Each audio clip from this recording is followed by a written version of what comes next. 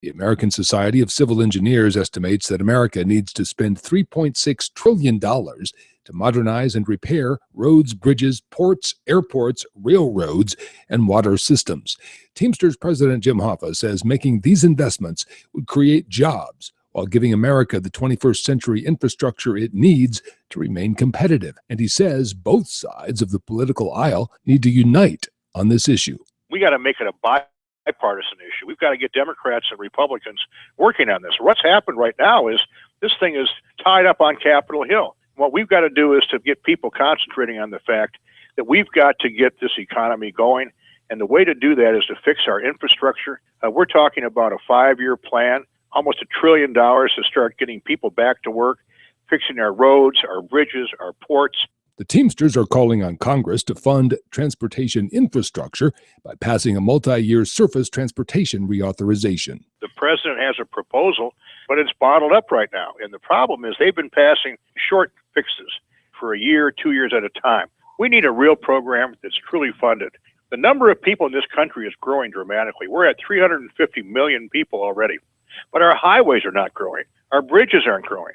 Hoffa says that is a recipe for disaster. Seattle teachers are on strike. The Seattle Education Association says after the school board failed to negotiate a tentative agreement, the SEA bargaining team marched into the school board meeting room and announced negotiations are over. Seattle closed their schools Wednesday. Picket lines started Wednesday at every Seattle school. The Seattle Teachers Union says talks have been ongoing since May, but many major issues remain unresolved. Among them are professional pay. Teachers have gone 6 years with no cost of living adjustments, fair teacher and staff evaluations, reasonable testing, educator workload relief, and student equity around discipline and the opportunity gap are also yet to be resolved. The Independent Pilots Association is calling on its members to authorize a strike against UPS. Union spokesman Brian Godet says after 4 years of bargaining and mediation, it's time to take it to the next level because there's a long list of unresolved issues. We're still facing kind of our top big 5 issues like scheduling, scope, compensation, benefits, retirement. I mean, it's really those big 5 that are all still wide open. And again, 4 years into the deal. WIN is made possible in part through underwriting support from the United Steelworkers. You've been listening to WIN, Workers Independent News. For more information, visit laborradio.org. It's time for the Rick Smith Show. I want you to get up now. I want all of you to get up out of your chairs. I want you to get up right now and go to the window, open it, and stick your head out and yell, "I'm as mad as hell, and I'm not going to take this anymore!" I don't want to abolish government. I simply want to reduce it to the size where I could drag it into the bathroom and drown in the bathtub. You bet I cut the taxes at the top. How dare you? How dare you? Go ahead. Make my day. The Rick Smith Show starts now.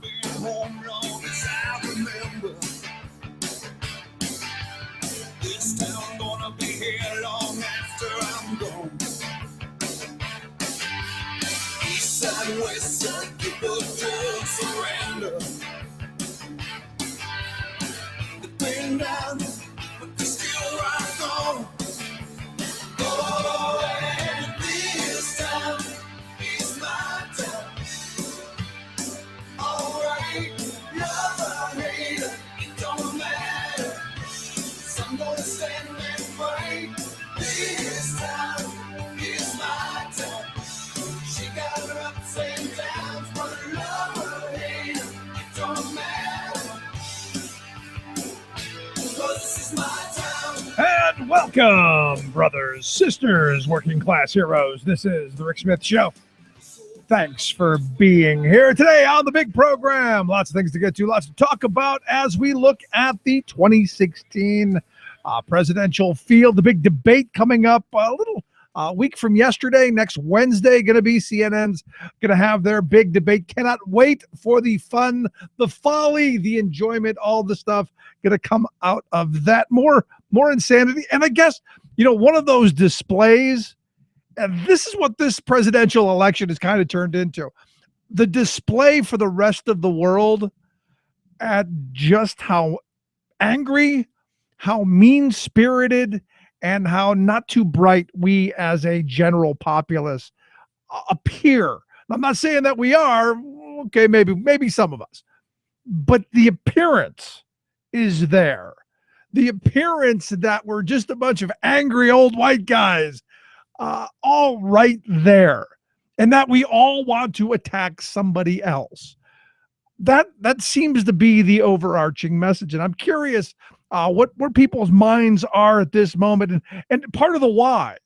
What is it about Donald Trump? And we'll get into this a little bit later, that has so many people enamored. The latest poll shows his numbers growing as he's moving close to a third of the populace on the Republican side of the ticket supporting him and saying, he's our guy. Now, Scott Walker, the former darling, hath fallen. So, Scott, I guess this is if you're advising a political candidate and you say, gee, we really need to figure out how to jumpstart and energize the campaign. What do? Well, you fall back on what you think got you to the dance. He's a one-issue guy. He is, in Wisconsin, he was able to, with the large amount of money for a state race that he was able to run, he was able to do really well. Now that you're the big fish, that you're in the big pond, you've got to kind of go beyond just how much money you can raise and actually have a platform. So I think he's figured, well, what got him to the dance is we need to attack those working people. Let's go after it. Screw them. So today, evidently, he was in Eureka, Illinois. I wish I lived in a place called Eureka. So every day you felt you'd wake up feeling like you struck gold. But he was at Eureka College in Illinois, which, as everyone knows, is the alma mater of President Ronald Reagan, the alma mater. Yes, I know. Was Reagan's alma mater. And I guess this was one of those symbolic moments where, gotta grab something that's going to get a headline. And he said in the speech that he wants to wreak havoc.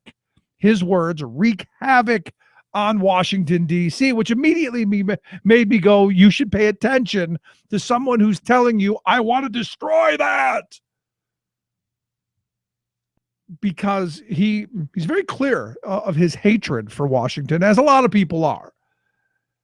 And you should probably take that seriously when he says he's going to wreak havoc, like we don't have enough.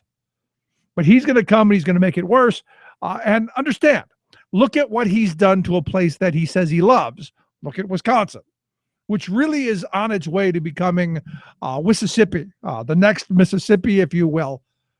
Because, and it's not just the attacks on the public sector workers through Act 10.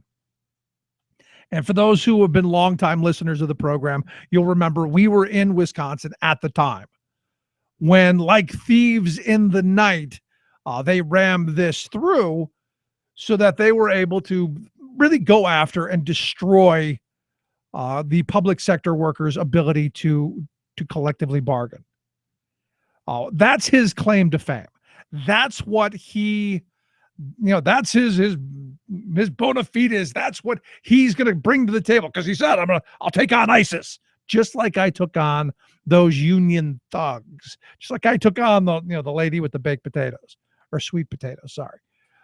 Just like I took on the 92-year-old woman in the wheelchair with the cardboard sign going, this is what a union thug looks like. Yeah, them, that's who they're just like ISIS. And what he did is, for the most part, abolished collective bargaining rights for public sector employees there, which is what the corporate wing, the radical wing of the Republican Party really wants. The vocal wing, because we've got to destroy our enemy, and they don't even know why.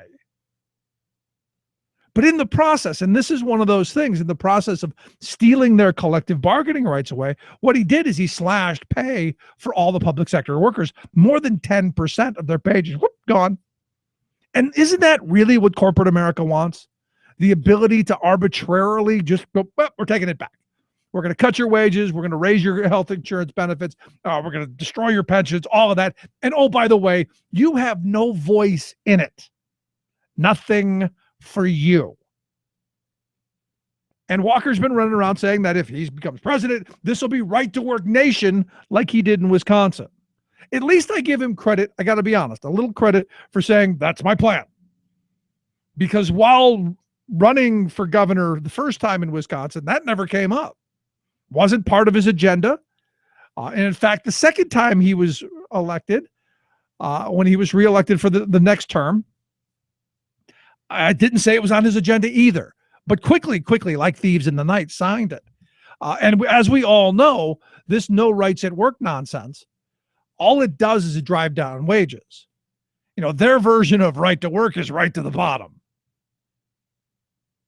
And you go, well, no, that's not it. That's not true. No. Everything's wonderful there. Everything's wonderful.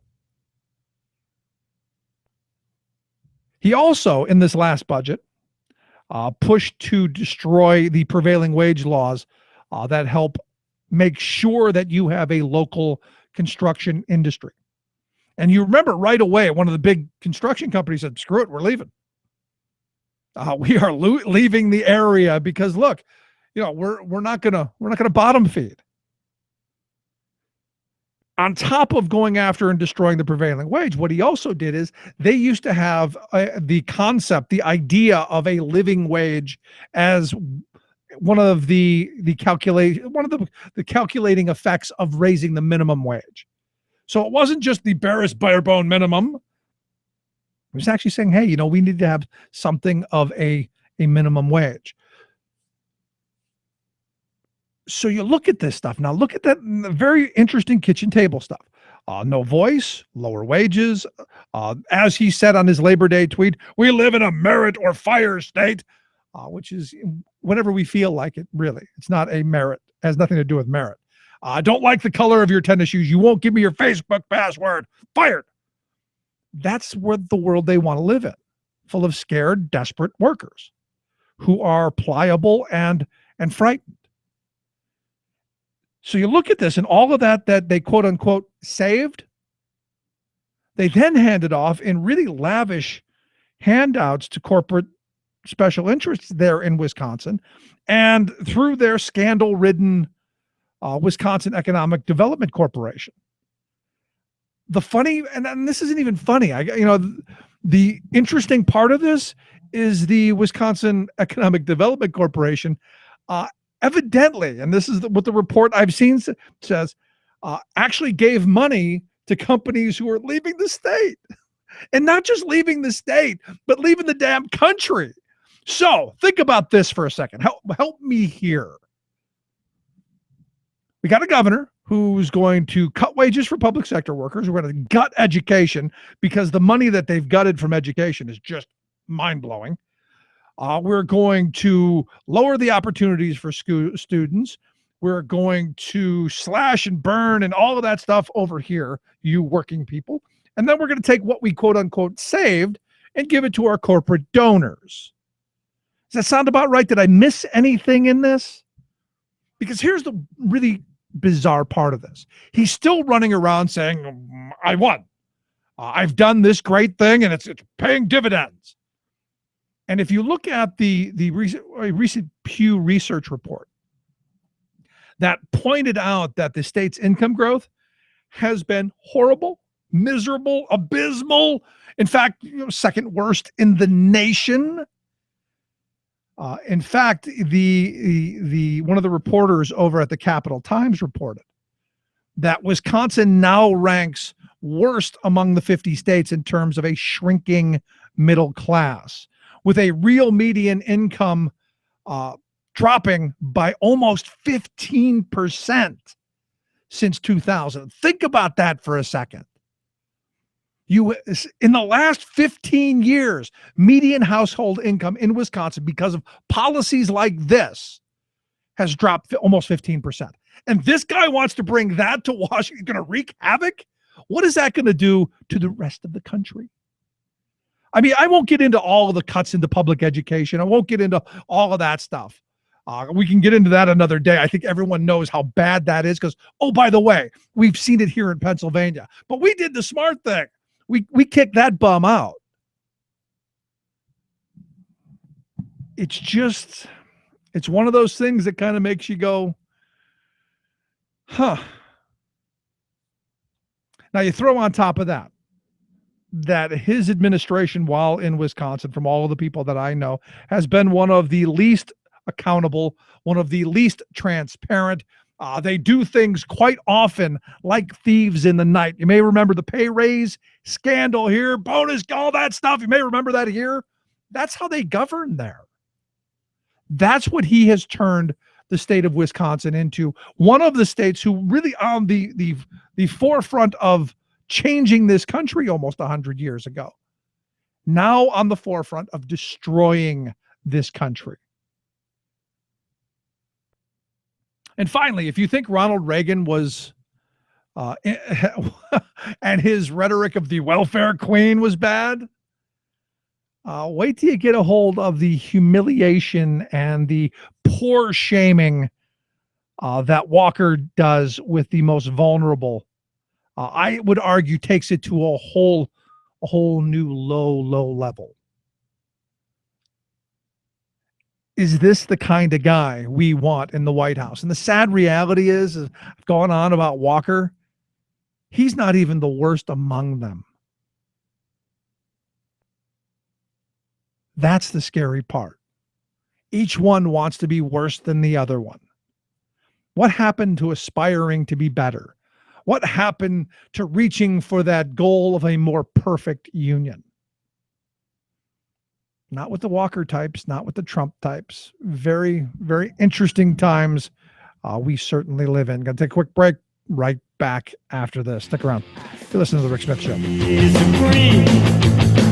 Red roses too. I see them blue for me and you. And I say to myself, what a wonderful world. Yes, it is all about the children, even after they're born. Rick Smith. I'm Rick Smith, and this is Labor History in 2. On this day in labor history, the year was 1897. Striking coal miners marched on a coal mine in Latimer, Pennsylvania. Earlier that year, the miners had gone out on strike. Most of the miners were German or Eastern European immigrants. The Lehigh and Wilkes-Barre Coal Company had laid off workers, raised fees for homes and doctors, and forced longer hours on those who still worked. By August 16th, 2,000 workers had walked off the job in the mines. Most of the miners joined the United Mine Workers of America. The strike ended on August 23rd when the company agreed to the workers' demands, including a 10-cent an hour raise. However, when the raise went into effect on September 1st, only a few workers were given the raise. 2 days later, the miners went back on strike. This time, they demanded a 15-cent an hour raise. A week later, between 5,000 and 10,000 miners were on strike. And on this day in labor history, about 300 to 400 miners marched to a mine in the town of Latimer. They carried before them a large American flag.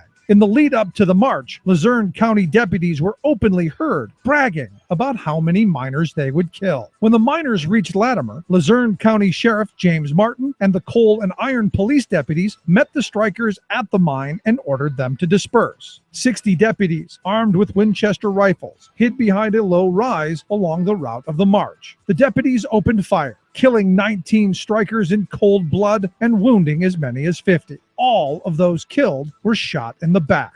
The state actually put the coal and iron police deputies on trial. But despite the overwhelming evidence that the workers were shot in the back, all were acquitted. Labor History in 2 brought to you by the Illinois Labor History Society and The Rick Smith Show. For more information, go to laborhistoryin2.com, like us on Facebook, and follow us on the Twitters at Labor History in 2.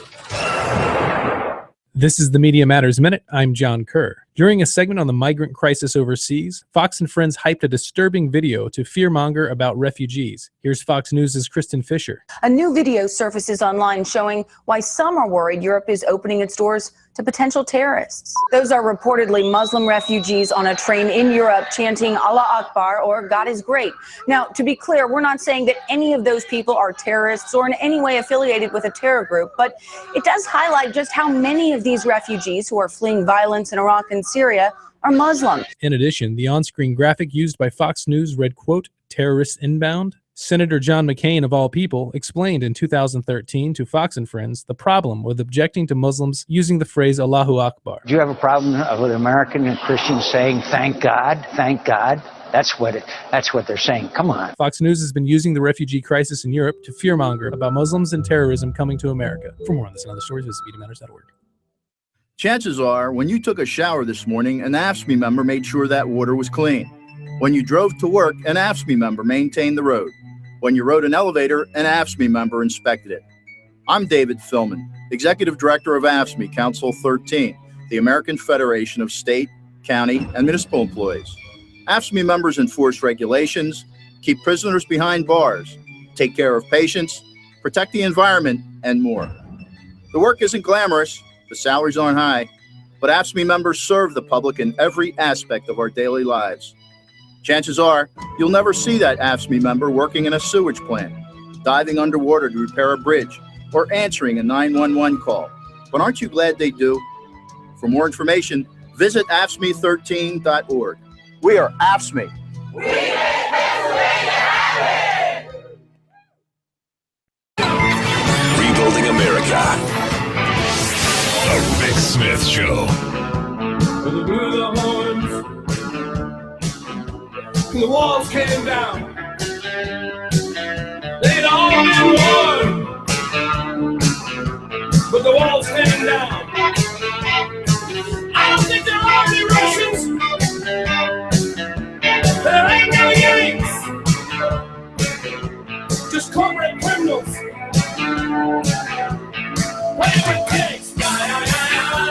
Welcome back to the Rick Smith Show. So yesterday we had Teamsters President Jimmy Hoffa on the program talking about their Let's Get America Working program. This idea that we should be investing in transportation infrastructure. After all, October, the last hostage situation, I think, ended in May. They did June, a couple of month extension, October. Will we get another couple of months to take us to the beginning of the next year? Most likely. But at the end of the day, I think they've got the right idea. We need to have a long-term funding plan, certainty, that thing the Republicans love to talk about. Maybe that would be a good start. But I think the other parts of the plan, investing in making sure people have education and workers get retirement, all really good stuff, things we've been talking about, I don't know, probably for the last decade on this program. Just a thought. Anyway, here to talk a little bit about how we need to rebuild our infrastructure. I've got Abe Amoros. He is the Pennsylvania Legislative Director for LIUNA, the Laborers International Union of North America. Abe, thanks for taking time for us. Oh, you're welcome, Rick. Thanks for having me. So yesterday I had Hoff on the program talk about, we need to rebuild the infrastructure. And I don't think anybody went, oh, wow, that's a surprise. That's right, Rick. I mean, this is one of the most common sense solutions that we ought to be looking at. And, one of the functions of any government is really to take care of the citizenry with basic things like this. And it's amazing how this has become a partisan battle and how this Congress, this do-nothing Congress, continues to kick the can down the road instead of providing a real solution. And we've got to invest now. I mean, there was a commercial in the 80s, an oil commercial where, you pay me now or pay me later. You pay me now with a can of oil, or you're going to pay me later with fixing my transmission. This is common sense stuff, but for some reason, this Republican-controlled Congress in Washington, and to a great degree here in Harrisburg too, they don't see these long-term investments as being prudent. They look at them as tax and spend rituals and, sticking it to the little guy in terms of taxes. But let me tell you something, man. I mean, I saw a recent poll last week, Rick, and you probably saw it too. A majority of Americans, like 60% of them, said, I don't mind paying a little more just to get my roads and bridges fixed, man. I mean, and you take that to the next step, Abe. Every poll I've seen on public transportation, same thing. You get 2/3 of the population saying, look, I want to invest in public transportation. Give me an option. Because I may never take public transportation, but you might. And you might be that guy in front of me that makes my day a little bit easier. Absolutely. That's what this is about. It's about efficiency, whether it's saving time, whether it's saving money, whether it's looking at opportunities to grow. I mean, this is crazy that we don't have something comprehensive. And Rick, I mean, you and I are just tired and sound like broken records because the inaction in Congress, and they just continue to put on these little Band-Aids and little butterfly sutures rather than a complete overhaul. And then I get so frustrated when I hear people like Senator Mitch McConnell, the majority leader, saying, oh, it's just too much at once. I mean, come on. I mean, if you don't do it now, what you're doing is you're risking peril. And I've said this 100 times on your show, so I'm going to make it 101. I mean, are we really waiting for a catastrophe where somebody actually dies as a result of a bridge that collapsed because we didn't invest in it? I mean, is that really what we're waiting for? And if it is, then it is a terrible commentary on us as individuals, and even a more rotten commentary as far as our leaders are concerned. Because, man, now is the time to invest in these long-term fixes, which not only help the economy by putting people back to work and creating job opportunities, but in the long run, it's so much more efficient. Let me tell you, man, when I go down to the Capitol, I sit on Front Street, and there are 3 lanes, and the left lane is completely blocked because they're doing a lot of water and sewer repairs. Right. But that road itself could really use some surfacing too. I don't mind that. I don't mind delays because of construction. I do mind delays because of neglect. Right. And Pennsylvania is an entire state filled with neglect. And I just wish that the legislature, not just in Harrisburg, to the plate. And here's the other thing, Rick. I don't hear a lot of people belly aching. It's like business as usual. Oh, we're not going to get anything done. People walk away and they shrug. Our leaders have become shruggers rather than doers. And we need to hold them accountable. We need to yell. We need to raise some cane and say, hey, this is ridiculous, guys. You guys got to step it up. Well, because if not, we're going to vote you out. Do you think that we've just given up? Do you think people have just thrown up their hands and gone, well, it's all broken. It doesn't work. And it's just never going to happen. I might as well go look over here. You know what, Rick? You hit the nail on the head, man. You know, you can only stick it to the little guy so much before he stops caring. And I'm seeing a lot of fatigue. I really am. I'm seeing a lot of negativity, a lot of cynicism. I see a lot of fatigue. And this is where the real question of leadership and the true measure of a real leader comes in. You know, we used to have those principle-oriented leaders in Harrisburg. We used to have those leaders who cared on both sides of the aisle. Even though I didn't agree with many of the Republican things that came out, that you still had people who cared. Today, I'm not so sure that those members, and I'm talking candidly here on both sides, Rick, I don't think that they really care more about the citizenry than they're just keeping their jobs. And that's a sad commentary today in 2015 because, you know, I remember in the late 80s and early 90s, you actually had a group of legislators who genuinely cared about providing opportunities for the middle class and helping people with jobs and helping young people and helping the elderly and those who are the most vulnerable in our society get ahead. I don't see that anymore. Now all I see are individuals who like their jobs, who like their per diems, who like their cars, and you know, it's sad. So, and their status as rock stars in their silo. There you go, rock stars in their silos. Big fish in little ponds. That's how they view themselves. Yeah, There's big fish back home in little ponds, but when they come up here, they're minnows, man. Because you know what Harrisburg needs are big fish with big ideas. And people who are willing to take gigantic leaps forward rather than these baby steps. And I'll give you another example, Rick. I mean, we're still at a stalemate here in the budget process, man. We got nothing going on. Nothing going on. And you know what? I don't blame the governor for not pushing, harder. Although he has pushed, in my opinion.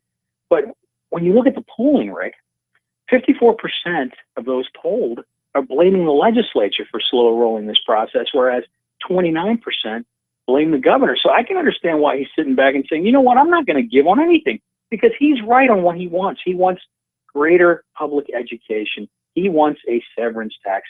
He does not want to see an overhaul in public pension reform, and he doesn't want to sell the state stores. He doesn't want to privatize those. Those are all good things for Pennsylvanians. And you know, he's digging in. He's saying, no, you guys are wrong, and the electorate sees that you're wrong, so deal with it. Yeah, I'm with you. But going back to what you said about waiting for a bridge to collapse, you know, haven't we always been kind of a disaster capitalist society that things only really get done in a hurry when there's a catastrophe or something to go, we need to pull together, and now we'll do what we should have been doing all along. Yeah, which is a sad commentary on our society, Rick. You nailed it, because, you know, we always have to wait for something bad to happen before we fix it. I don't know where that comes from. I don't know if that's fear. I don't know if it's a lack of moral courage. I really don't know what it is. I do know this: it's wrong, and it's chicken scrap. I want to use another word, but we can't. But you know, it's just so frustrating to see our so-called leaders, the guys and gals who bust their collective humps to get elected. When they get elected, they do nothing. They sit back and wait for the other guy to take the lead. I mean, where are the true leaders? We don't see them anymore. Yeah, I'm with you. Do you think this bold times call for this stuff, and it just isn't happening? Yeah. Do you think this is why you see someone like Donald Trump at the top of the Republican poll? I mean, he's the angry guy. I mean, he's feeding to that anger that's very real, that I completely understand. But I don't see him as the guy who's going to solve that. He's just going to make us angrier. No, yeah, that's right. Look, a couple of things with Donald Trump. First of all, the guy was a celebrity on television, so this is one of the reasons, he catapulted. Of course, he's been around as a long-time billionaire anyway. So, I mean, he's not unknown to society, but he has been speaking frankly. He has been speaking candidly. I don't agree with, 98% of what he says. And quite frankly, I'm stumped on the other 2% that I do agree with. Doesn't come to mind right now. So, but the bottom line is he speaks plainly, he speaks candidly. He sounds like the average guy who's angry, yet he doesn't come up with any solutions. He'll tell you he's going to get back to you, and he'd rather make you afraid of something rather than provide how to fix something. And that's a real problem. He's not a true effective leader. He's a carnival barker is basically what he is. He likes the sound of his own voice. That he does. The way he appears on television, and he likes to name drop, and it just that doesn't play well in the long term. All this stuff right now is the opening act, Rick, and it's just the opening act right now, and the main event hasn't even started yet. I mean, it's far from even starting. But if he's elected, we're going to have so much winning that we'll get bored with winning, and we're going to start winning bigly. Yeah, I didn't know bigly was a word, but we're going to start winning bigly. Yeah, and maybe Sarah Palin coined that phrase, and it's funny because I think I speak American better than she does, but that's neither here nor there. So again, these are poor Sarah. Poor Sarah. We have become a society of distractions, and we like things. We like the flavor of the day. Donald Trump is the flavor of the day. Sarah Palin was yesterday's flavor of the day. I mean, it was a long time ago, and her 15 minutes of fame, evaporated 14 and a half minutes ago. But, this is the kind of, we look for simplistic solutions, and we look for these tough talking people. The days of inspirational leadership are over with, as far as I'm concerned. And it's a darn shame. And I think we can bring it back, but people have to demand that of their leaders. Because right now, and I attribute a lot of this, Rick, because of social media, because social media is in your face 24/7. I agree. You don't really have an opportunity to digest, analyze, and think. I mean, we become lazy thinkers. We want things in front of us right away. We've got Snapchat, we've got Instagram, we've got, on the second videos for things. And so it makes us impatient. And these politicians have really exploited that, and that's a darn shame for the rest of them. And I would argue it inundates us to where you just don't even have time. I mean, that's the thing. I mean, I try and keep up with the news and keep up with stuff, and you're just constantly bombarded with a lot of minutia, to be honest. Well, sure, Rick. Let me tell you, man, when I get the New York Times on Sunday, I mean, if I start reading it at early morning, I'm still reading it by late afternoon. I feel like I'm not going to finish it. It's like a book. And you're always thinking you're behind because you don't have enough time. Yet that process should be not only relaxing, but it should be stimulating, that you're trying to grasp certain things that take time to digest, take time to understand, and we just don't do that anymore. It's sad. I'm with you. Let me bring this back to transportation, Yes. because I understand October is the end of the latest, Right. the latest extension. I mean, how many extensions have we had? Like 20? Rick, I lost track, to be honest with you, brother. All I know is you and I were talking about this 5 years ago, and chances are we're going to be talking about it again in 5 years, unless we have a real push and a president who is not going to tolerate this. I mean, if I were Barack Obama, I would be all over this issue. You can't lose with an issue like this. You just can't. Everybody wants their road, highway, street fixed. Everybody wants to have smooth sailing when they're out there. I mean, whether it's to get their kids to a baseball game, their daughter to a ballet recital. I mean, people want to get from point A to point B as quickly and as smoothly as possible. I just don't understand why these people don't focus on that common sense investment with the component of putting people back to work with good paying, family sustaining wages over a long period of time. Because, we in construction, there's always something that needs fixed or built. Absolutely. Always. And we don't see that kind of leadership at the top. And what's frustrating to me, Abe, is all of this stuff, as you've said, we've been talking about this for about 5 or 6 years now. Yeah. At least. That was the time to do it. I mean, I fear we've lost that window to where we could have afforded to do more. I mean, there was a time right after the Great Recession that right out in 2009, 2010, where countries were giving us money, going, here, just keep it so it doesn't devalue. Mm-hmm. You don't even have to pay us interest. Just make sure we don't lose anything. We could have upgraded our infrastructure with no interest costs whatsoever. Right. That's exactly right. And we blew it. And now we keep kicking the can down the road and putting on these patchwork solutions. And again, Rick, I'm boggled. I mean, somebody should write a book about this lack of courage, this lack of vision that we have, because these investments are common sense. Nobody can successfully argue against them. Really, I mean, this sure is like they can. No. But they can't tell you why. Wow. And the problem is the electorate is not saying, well, why not? What the heck is wrong with you people? You drive the same roads we do. Of course, they have chauffeurs and we don't. But, you drive the same roads. I hear you. Nuts, I tell you, which is why we've got to be contacting our legislators, even if they came in for a day and then took a recess. That's right. How about it? That was a joke, wasn't it? Absolutely nuts. But, Abe, I appreciate you taking a little time for us. Thanks for sharing. You got it, Rick. Thank you. Great talking with you, Abe Amoros, Legislative Director here in Pennsylvania for LIUNA. Quick break, right back. Stick around. You're listening to The Rick Smith Show.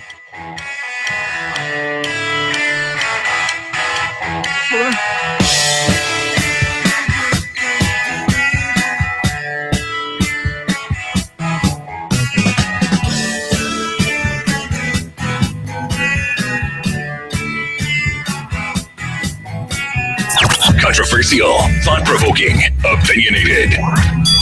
Rick Smith. We are not moving fast enough. President Obama makes powerful case for climate action on the edge of the melting Arctic. Amazing. At one point, we had 4-category hurricanes in the Pacific. 2015 hurricane season has now entered weird, record-breaking territory. Huge news for electric cars. Plus, the guy saw that mountain when he was one of the first up there and named it after the president. No reason to change it. Right-wingers apoplectic over renaming of nation's tallest mountain. All of those stories and more straight ahead. From BradBlog.com, I'm Brad Friedman. And I'm Desi Doyen. Stand by for 6 minutes of independent green news, politics, analysis, and snarky comment. You said, oh, Bill Maher, he's going to drag me through the mud. Yeah. First of all, you're in California. It hasn't rained in 4 years. There's no mud. Yeah.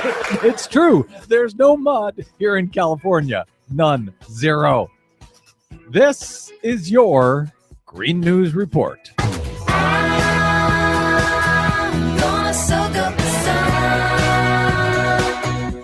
Okay, Desi Doyen, you seem to be quite moved by the president's speech up in the Arctic. Yeah, it was a very, very powerful speech, and I highly recommend listening to it.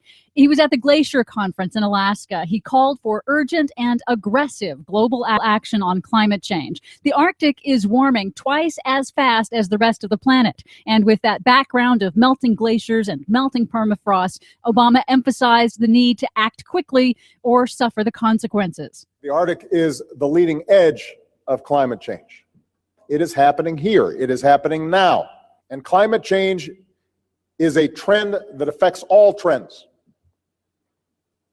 Economic trends, security trends, everything will be impacted. And he was blunt about the consequences of continuing business as usual. The fact is that climate is changing faster than our efforts to address it. We are not moving fast enough. If we were to abandon our course of action, if we stop trying to build a clean energy economy and reduce carbon pollution, if we do nothing to keep glaciers from melting faster and oceans from rising faster and forests from burning faster and storms from growing stronger, we will condemn our children to a planet beyond their capacity to repair. The Glacier Conference coincides with the United States taking its turn as leader of the Arctic Council. That's made up of all 8 countries that have territory in the Arctic, including Russia, which is now asserting even more territorial rights. Here in the U.S., environmental groups have called hypocrisy on Obama's approval of offshore oil drilling in the fragile Arctic, which will release even more greenhouse gases into the atmosphere. Did the president speak to that apparent contradiction, decrying climate change, even after he's approved drilling in the otherwise pristine Arctic? No, but Obama administration officials have previously said that their focus is to balance the needs of competing stakeholders, and we still need that oil, so that justifies drilling. Okay. Right-wing media, meanwhile, are apoplectic over Obama's announcement to restore the original Native American name to the nation's tallest mountain. Mount McKinley, named for early 20th century President William McKinley, who never actually visited it, was named by a gold prospector, a white guy. McKinley died in office a short time later. Now the mountain will be called what it has been called for thousands of years, Denali. It's hysterical because Alaska is completely in favor of this. The only ones who seem to be furious about it are the right-wingers and the folks from Ohio, including Republican Senator Rob Portman, who said the mountain was named for President McKinley out of respect following his assassination.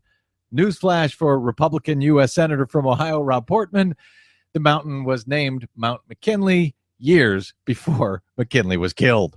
Meanwhile, for the first time in recorded history, on Saturday, there were a record 3 simultaneous typhoons, all Category 4, churning in the eastern and central Pacific Ocean. Just to keep that in perspective, until this year, there had been only 3 hurricanes total in that region since 1950. The National Oceanic and Atmospheric Administration announced that the Pacific Ocean is currently warmer than it has ever been in recorded history. And over in the Atlantic Ocean, newly formed Hurricane Fred is the farthest east a hurricane has ever formed off the coast of Africa, and it has generated the first ever hurricane warning for the Cape Verde Islands. The first ever in history.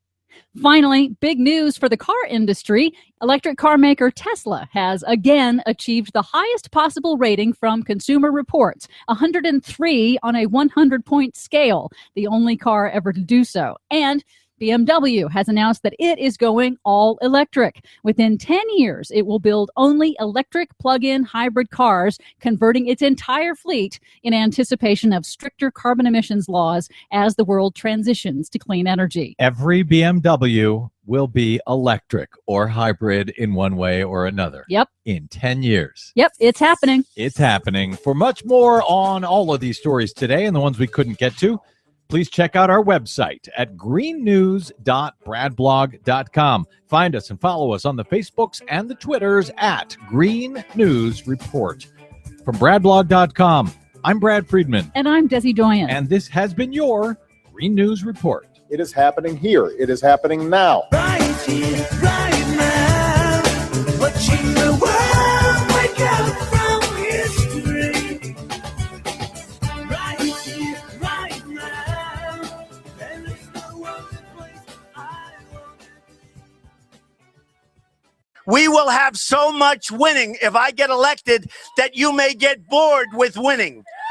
Believe me, I agree. You'll never get bored with winning. We never get bored. We are going to turn this country around. We are going to start winning big league.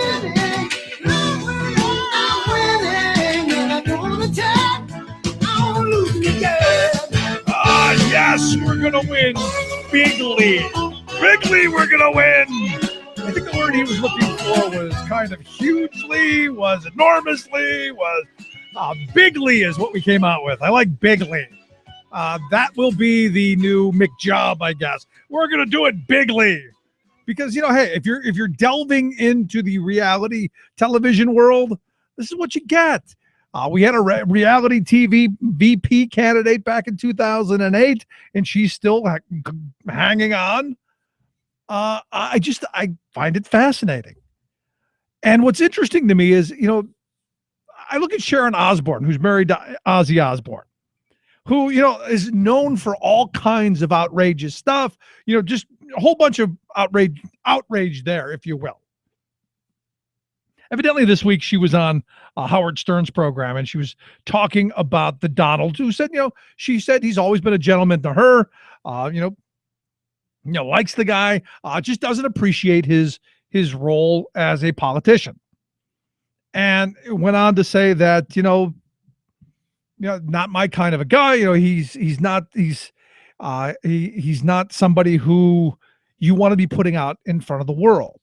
He's a television celebrity. He is what he is. She said the thing is, it's just his general demeanor, his approach, the way he talks into the camera. She says, I find it not dignified. And this is what I was saying at the beginning. What the rest of the world looks at us and goes, wow, that's it? That's the guy who's going to be running the country? And Stern asked her, goes, look, you've been somebody who's been outspoken, done some things like that. And she said, look, I'm not running to represent America. And I think we got to step back a minute and think about that, because this is the person. Do you want that kind of bloviation? Do you want that kind of ego, of vitriol, that kind of rhetoric, that kind of lack of thought before speaking representing you on the international stage? I mean, I know there are some who do, yes.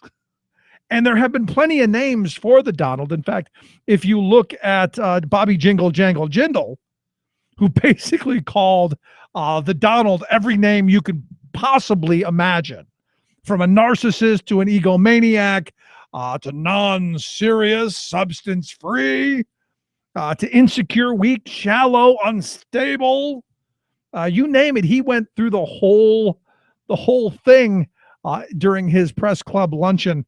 I guess it was yesterday where he did this. Narcissistic, egomaniac, all of this insanity, and I go, look, Bobby Jindal isn't even somebody who's on the charts as somebody who's even got a voice in the Republican primary. Yet he's picked up on it. Look, this is a guy who he's all about himself. And look, the latest CNN poll just out. Trump has almost 32% of the Republican support. Carson follows with 19%. Now, understand, Trump's numbers have jumped 8 points. So with all of the craziness, all of the, I love the Bible, all of that jumped 8%. Up Ben Carson, his numbers have jumped by 10. He's up to 19%. Jeb hath fallen 4 down to 9. And then you get some of the rest of the pack. You got Cruz with 7, Huckabee and Walker each with 5. Then you've got the Fiorino, Rand Paul, Marco Rubio all down at 3%. And then, with picking up something near nothing, Kasich, Christie, Perry, Santorum, Jindal, Lindsey Graham, George Pataki, Manny Moe and Jack, the Three Stooges, the rest of them, the rest of the cavalcade. And what I find interesting about the polling numbers is you look at Trump, his numbers are up amongst women from 20 to 33%, up amongst those with college degrees, up 16 to 28, and up with Tea Party people. So they're all buying into this rhetoric. because we're going to be the winningest winners and winning winners bigly. Think about that for a minute. Is that the one thing I can say about Obama? He is always, in my view, held the position with some measure of dignity, even if some of the things he said accidentally slipped out as dumb. There are a couple of things he jumped into. The beer gate was one of them. But on the international stage, this is a guy who has been very measured. And in my view, not that. And what scares me is you look at this just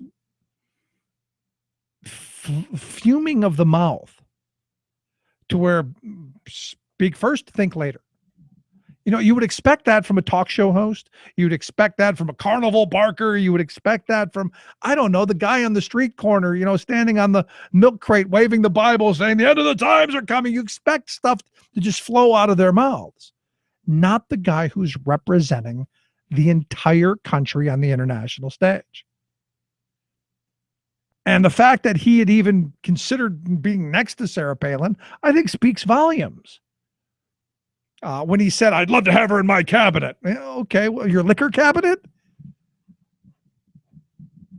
And then she went on, and I guess this is where you go, what is wrong with our media that would allow her on? But CNN had her on, I guess it was Sunday. And she said that she thinks a lot about the Department of Energy because, quote, energy is my baby. Oil and gas and minerals. Those are things that God has dumped on this part of the earth for mankind's use instead of relying on unfriendly foreign nations. Now, not the stuff that God dumped over in their neck of the woods. Oh my God, I can't believe. Now, understand, we're the chosen people, right? God has dumped this stuff on us, according to Sarah. If God didn't like the other people, would he have given them oil and gas? But she goes on to say, and this is one of those weird things that she says that she'd get rid of it. If she were in charge, she would get rid of the Department of Energy. Now, she said gas and oil and minerals. That's the Department of the Interior who looks into that stuff. The Department of Energy sets our energy policy and our usage, not the geology. They're not the ones going around looking at rock.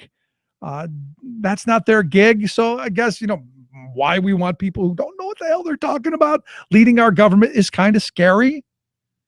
But she says she'd get rid of the Department of Energy, much like Rick Perry did. And she says that I'd let the states have have more control over their lands and within their boundaries and the people who are affected by the developments within their states. If I were in charge, it would be a short-term job. Yeah, because she quit all of the other ones before, making those as well. But here's the thing.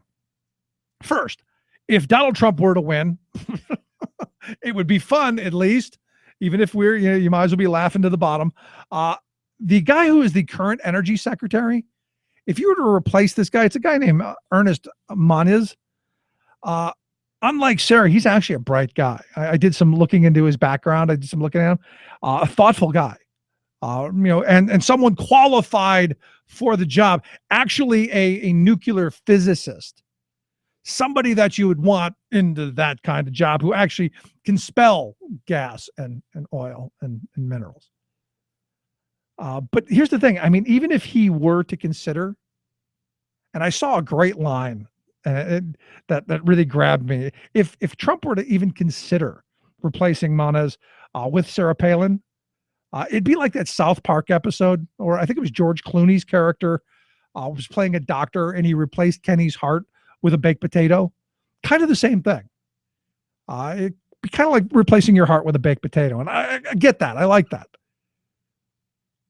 But it brings me back to, one of those moments. And that is, why do the Republicans who don't believe in government, who tell you that government's bad and it's horrible and it's a failure and it's no good, why do they want government jobs? I mean, I look at Rick Santorum, another one of those, constantly chasing the next government gig. Why do they want it? And with Sarah Palin, why would you want to be in charge of something that you were just going to kill? Why would you be in charge of something that you're just going to destroy? To me, the right mindset, to me, the right thought, if you will, is, gee, wouldn't it be a great idea to take this body, this organization, and, I don't know, make it better? Just kind of a thought that maybe we can actually do something positive. And the answer is no. That's not their mindset whatsoever. It's not where their thought process is. It's not where they go. It's none of that. It's all about scorch and burn. And the other part of it is look, I mean, this is the mindset of sociopaths. This scorched earth is the mind of sociopaths. These are people who love to see destruction. They love to see people's pain. And the question I keep going back to and I struggle with is, what is it about us? Or more specifically, what is it about the Republican voters who are looking at this cast of characters? And there are a number of them that are in my view, bad, but not destructive. I mean, I look at the guy in Ohio, Kasich. While I don't agree with him, he's someone who learns and can learn. You know, I go back to the SB 5 fight. You know, he was we're going to go and we're going to do away with collective bargaining. We're going to Scott Walker, Ohio. And the voters of Ohio said, no, you're not. And he said, okay, we're not. Went on to something else to go after and take apart. I look at Christie. As much as I don't like Christie, still a politician who, on a certain level, as bad as they are, is, I don't think, an absolute sociopath. I look at Walker. I look at Jindal. I look at Bush. And I go, these are people who are single-mindedly focused on destroying certain things. You look at Walker, it's about destroying workers and their rights and to collectively bargain. You look at Jeb Bush, it's about destroying public education. Same thing with Jindal. It's about going after and screwing those teachers. And what's scary to me is we're kind of reflecting them. So the question, I guess, is, do they reflect us or do we reflect them? And oddly enough, policy-wise, since I don't know anything that Donald Trump has ever said to be absolutely true, you kind of got to wonder, would he not be the least of the evil?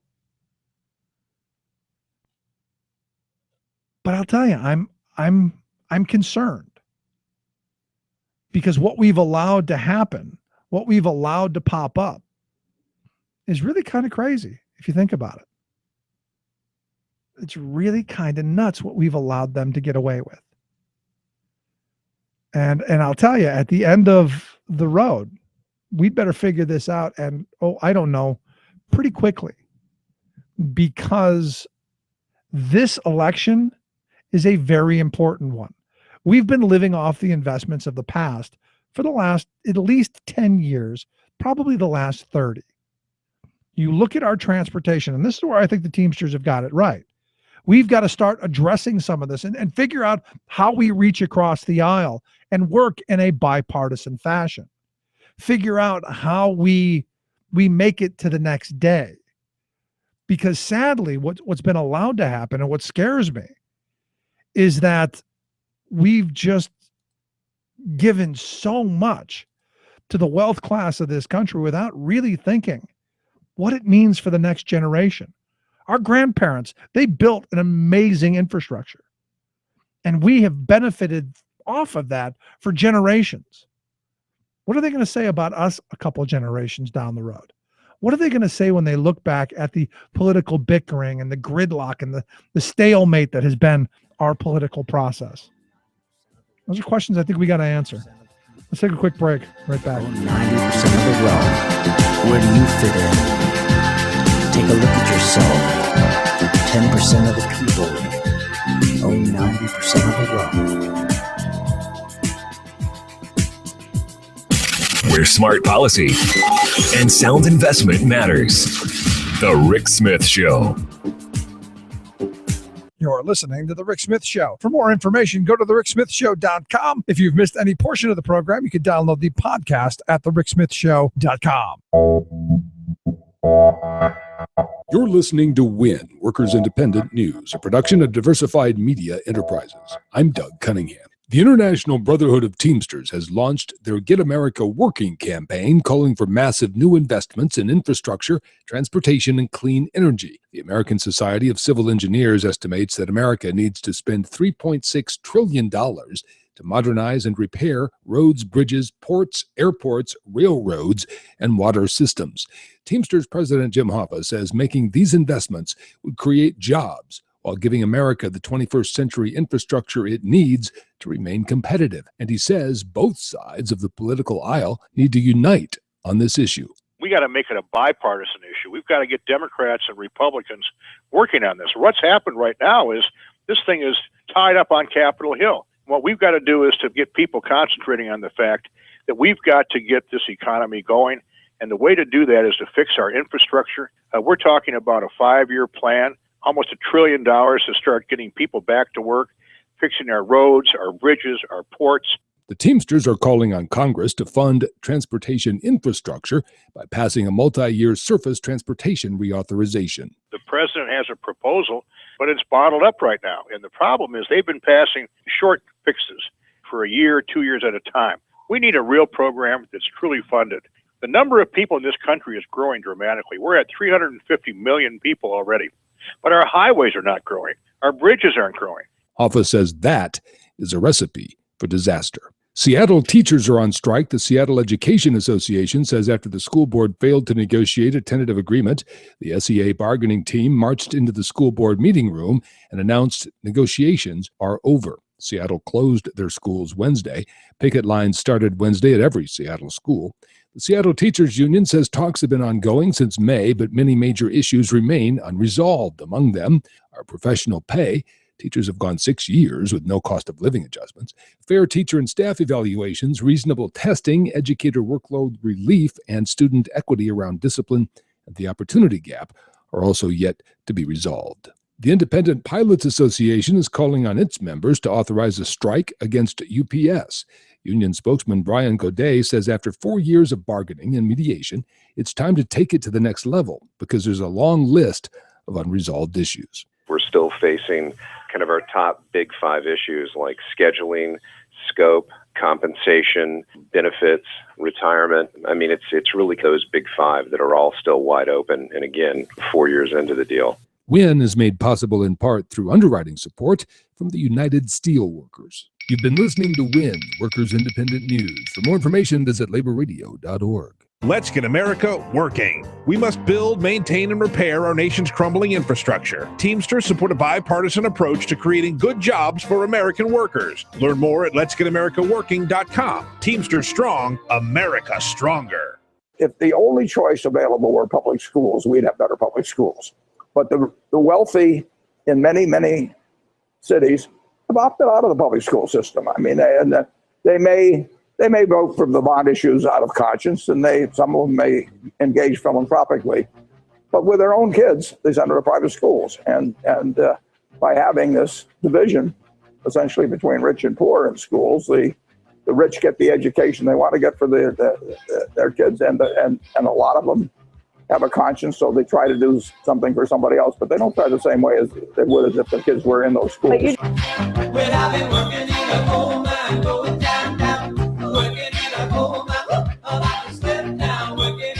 I got to give Warren Buffett credit. At least he's honest. And I think for those of us who have paid attention to what's going on to public education over at least the last, 10 years, possibly the last entire generation, what we've seen is that division growing wider and wider, especially as you look at the likes of Scott Walker out in Wisconsin.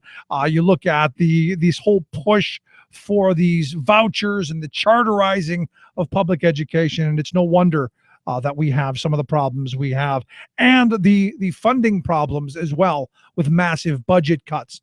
And I see up in the Scranton area, I think it was on Tuesday, There was an action that the teachers had saying, hey, we've got to raise awareness to what's going on.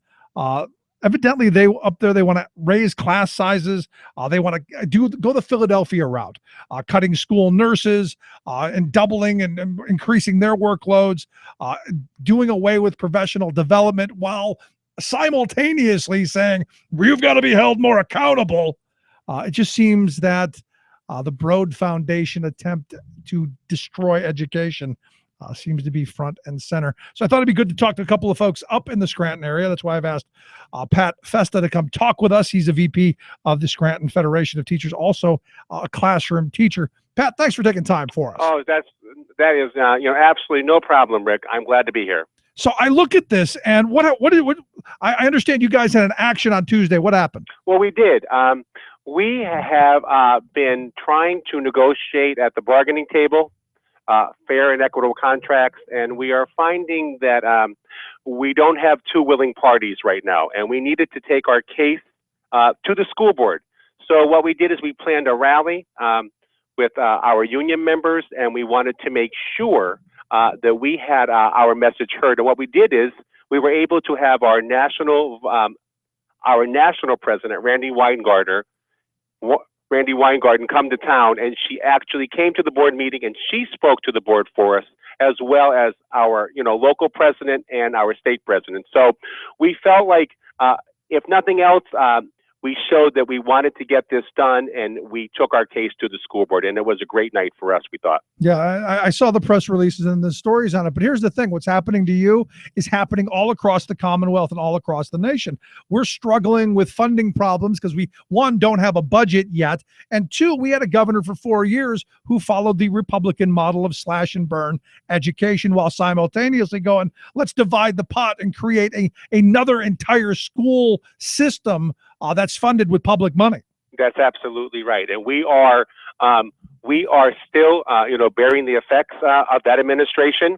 4 years later, what Labor did is, Labor got together, and we really got together and mobilized, and we got rid of him, and that's a good thing. But to be honest with you, you may have gotten rid of the man, but we still are living with some of the policies that he has in place. Right. It's not easy being a public school teacher because number one, the makeup of our classes has changed, and that's a wonderful challenge for any good public school teacher.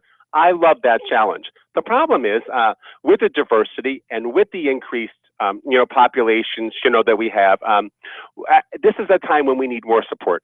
This is a time when we need smaller class sizes. This is the time when we need more resources.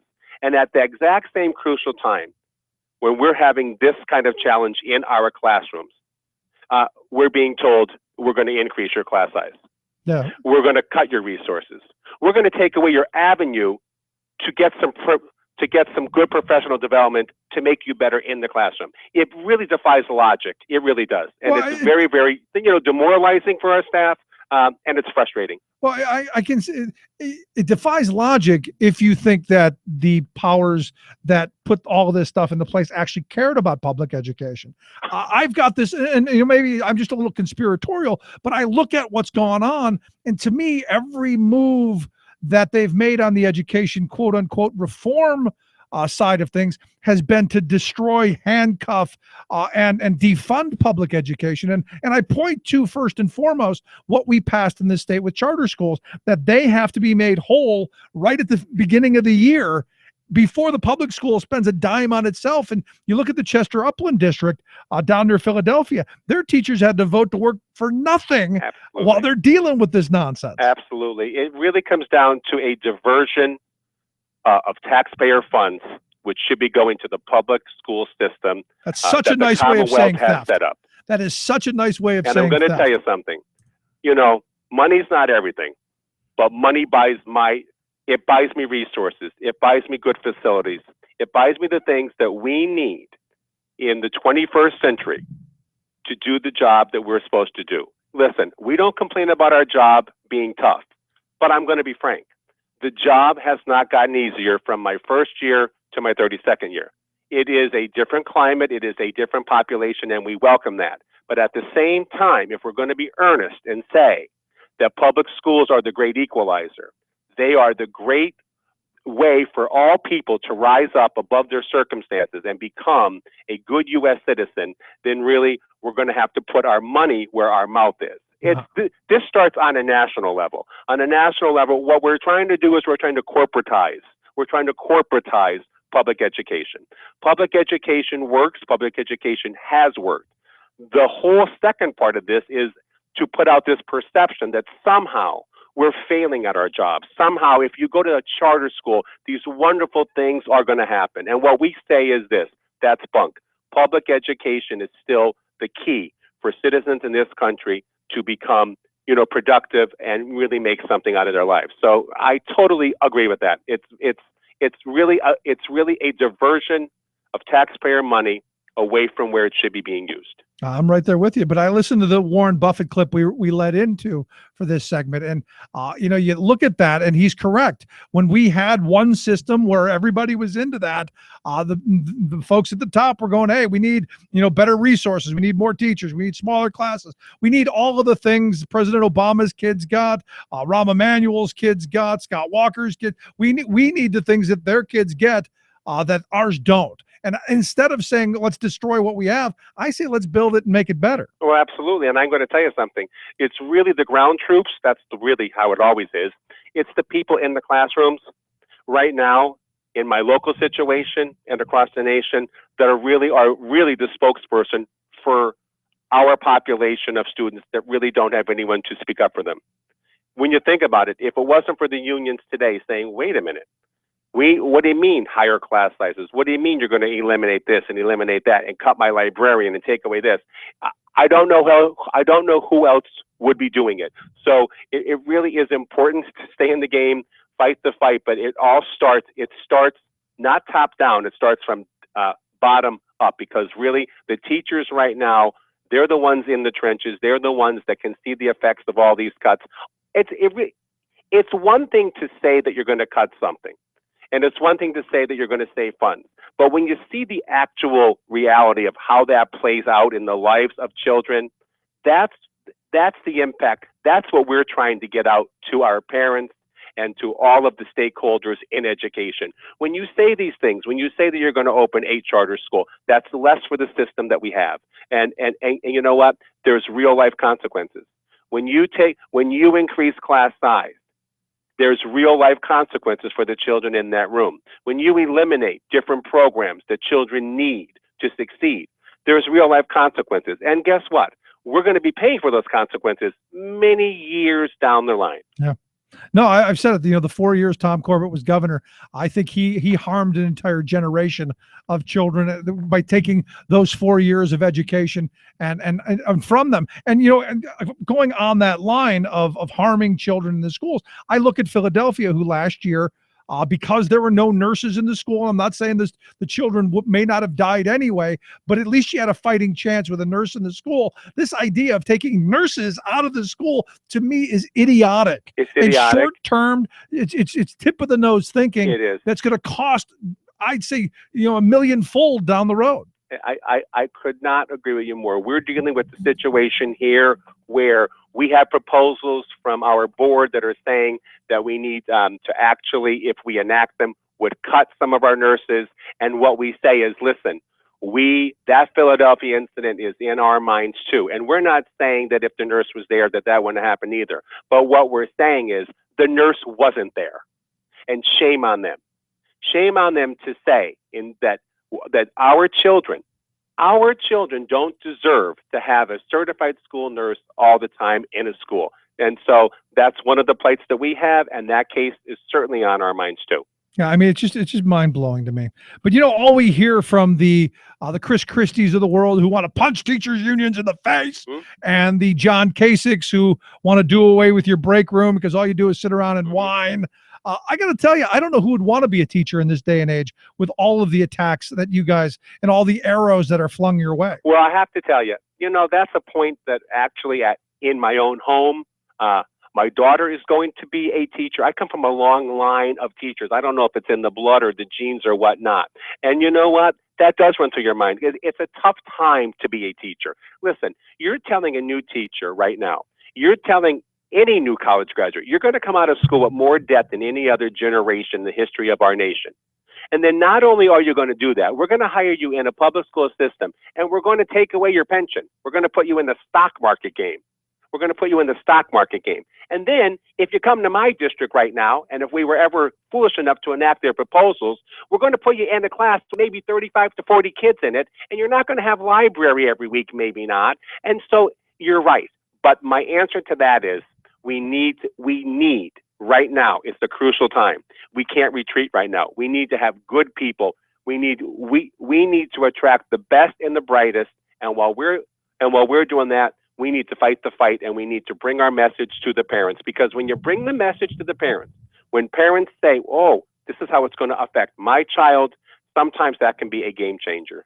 And I think, I got to be honest, I think that's what this last election with Governor Wolf was all about. Parents seeing in their kids' schools larger class sizes, less opportunity, less programs for their kids to take advantage of. And I think that was the vote. Oh, absolutely. That was absolutely the vote. In fact, that was our number one priority. As a state organization, that was our number one priority. As a local organization, and really, it really was a no-brainer. If we were going to survive in the Commonwealth as a viable public education system, then that was job number one. So I'm going to tell you something. I'm proud of that, but our work is not done. Our work is not done because the people in my state have sent a loud message to Harrisburg, but somehow people in Harrisburg are not getting the message. We elected Governor Wolf. Governor Wolf is a pro-public education governor, and that's a great thing. We need to get a budget. We need to increase state subsidies to our districts, and we need to right now at this crucial time, we need to not divert any more funds. We need to increase funds to local districts. I'm with you. Last question I've got for you, Pat. What can we do to help? What should our listeners do to help make sure that you guys get a reasonable contract, that we don't see ballooning class sizes and schools with no librarians and nurses and huge study halls and no extracurriculars? What do we do? I'm going to say it. This kind of program helps us dramatically. The one thing that we've been trying to do, through our unions, is just get the message out. And this, this kind of form really helps. When we had our rally the other night, Rick, we didn't just have SFT members and SFTs. We had retirees. We had teachers from other districts. We had UAW members. We had all walks. We had all different union members from AFL-CIO there. So what we really need, we need to get the message out, because guess what? In some way or another, whether you don't have a child directly in the system, you have a grandchild, you have a niece, you have a nephew. This is not an issue that really doesn't affect people. Public education affects most families. So I think it's important for our union members, keep involved, stay tuned. The National Union has a lot of things out there. We can sign petitions. And I really believe that it's really going to help us, be successful here. Outstanding. Pat, I appreciate you taking a little time for us. Please let us know how things are going. Stay in touch. Okay, thank you. Thanks so much, Pat Festa, VP up at the Scranton Federation of Teachers, also at Classroom Teacher. Let's take a quick break. Right back. Stick around. You're listening to The Rick Smith Show. We're working people. Come to talk. Dear boy of mine, what did you learn in school today, dear little boy of mine? I learned that policemen are my friends. I learned that justice never ends. I learned that murderers die for the crime, even if we make a mistake sometime. And that's what I learned in school today. That's what I learned in school. I'm Rick Smith, and this is Labor History in 2. On this day in labor history, the year was 1897. Striking coal miners marched on a coal mine in Latimer, Pennsylvania. Earlier that year, the miners had gone out on strike. Most of the miners were German or Eastern European immigrants. The Lehigh and Wilkes-Barre Coal Company had laid off workers, raised fees for homes and doctors, and forced longer hours on those who still worked. By August 16th, 2,000 workers had walked off the job in the mines. Most of the miners joined the United Mine Workers of America. The strike ended on August 23rd when the company agreed to the workers' demands, including a 10-cent an hour raise. However, when the raise went into effect on September 1st, only a few workers were given the raise. 2 days later, the miners went back on strike. This time, they demanded a 15-cent an hour raise. A week later, between 5,000 and 10,000 miners were on strike. And on this day in labor history, about 300 to 400 miners marched to a mine in the town of Latimer. They carried before them a large American flag. In the lead up to the march, Luzerne County deputies were openly heard bragging about how many miners they would kill. When the miners reached Latimer, Luzerne County Sheriff James Martin and the coal and iron police deputies met the strikers at the mine and ordered them to disperse. 60 deputies, armed with Winchester rifles, hid behind a low rise along the route of the march. The deputies opened fire, killing 19 strikers in cold blood and wounding as many as 50. All of those killed were shot in the back. The state actually put the coal and iron police deputies on trial. But despite the overwhelming evidence that the workers were shot in the back, all were acquitted.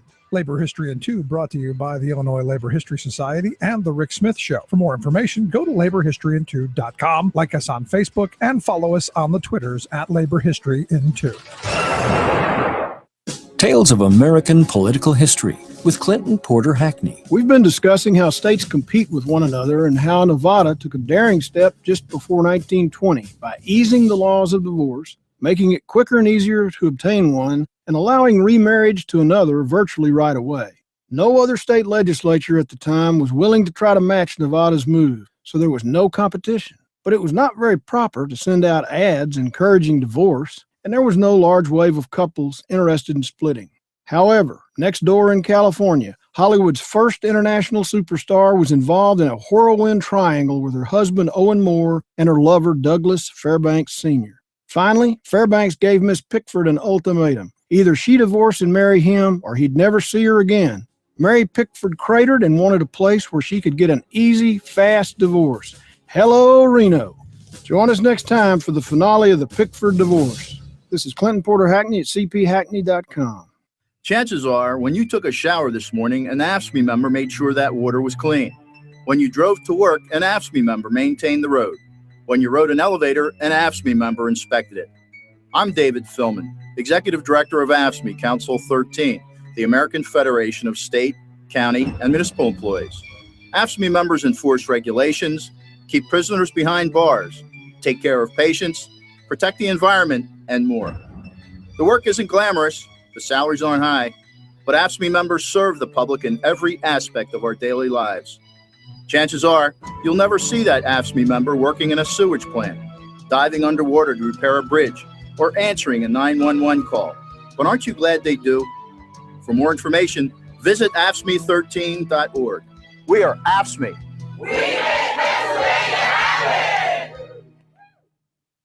Anybody who thinks that we have not been meeting our obligation with respect to students and education in the Commonwealth of Pennsylvania is mistaken.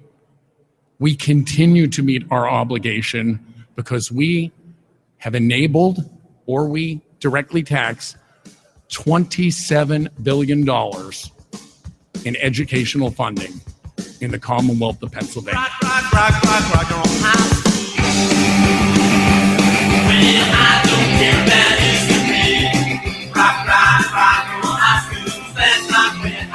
Welcome back to the Rick Smith Show. Check out the website for ricksmithshow.com. So your Turzai saying, well, can we spend money? There's a big number. It's not about the matter that we have need. It's not a matter that it's unequally distributed. No, that's not it. We spend a lot, and we do, especially in certain districts and on certain things. And there's this call to begin, moving towards this voucher system that we see other places doesn't work. And while we were down in Louisiana, we were in New Orleans, and we saw this amazing school that every parent, I think, would want their kid to go to.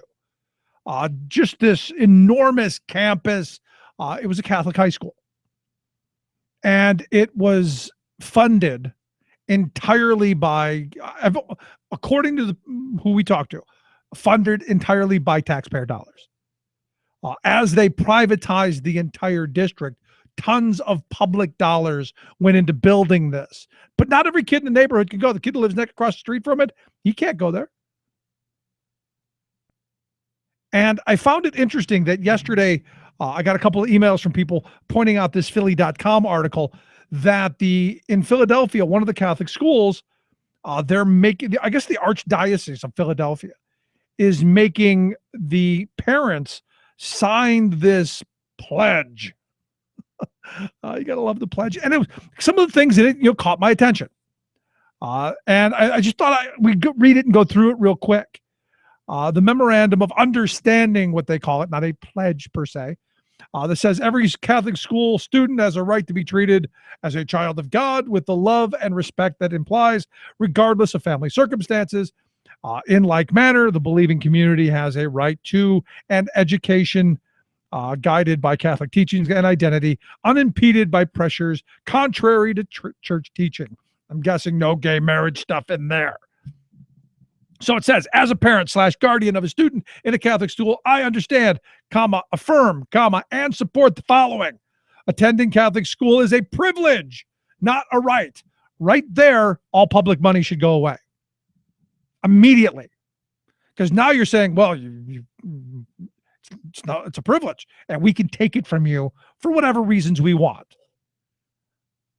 They go on to say that the primary focus of the Catholic education, twofold: strengthen the Catholic community and its faith.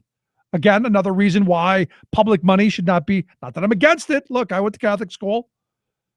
I don't think public money should be spent on it.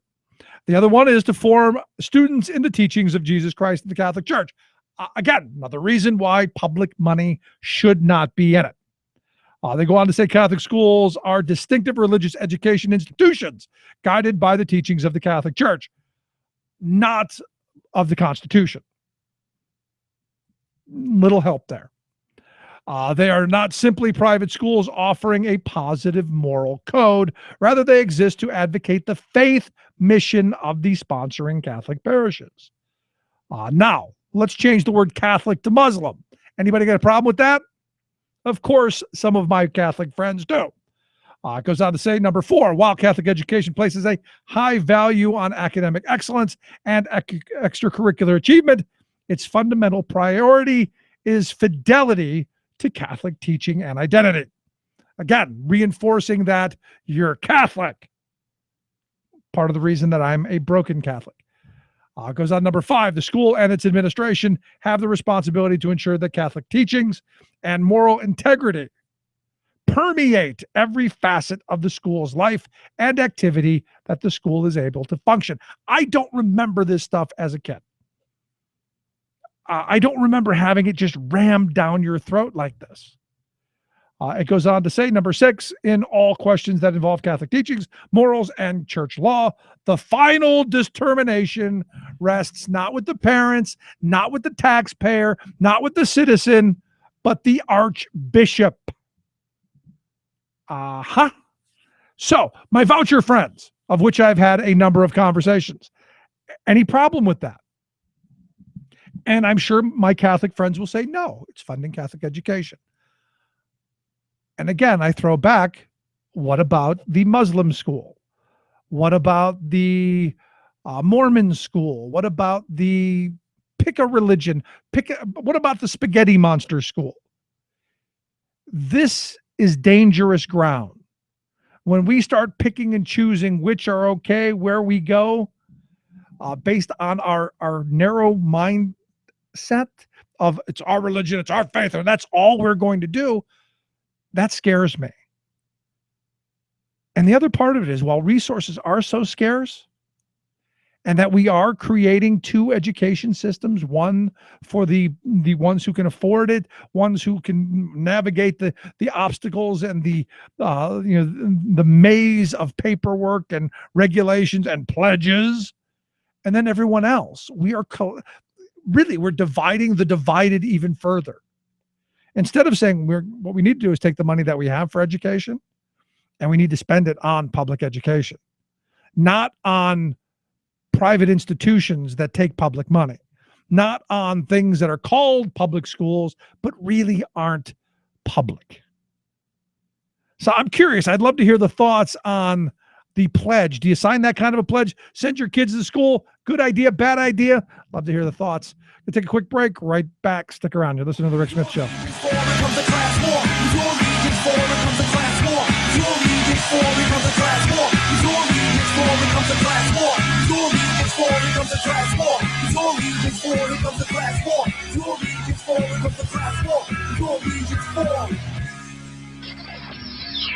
You're listening to The Rick Smith Show.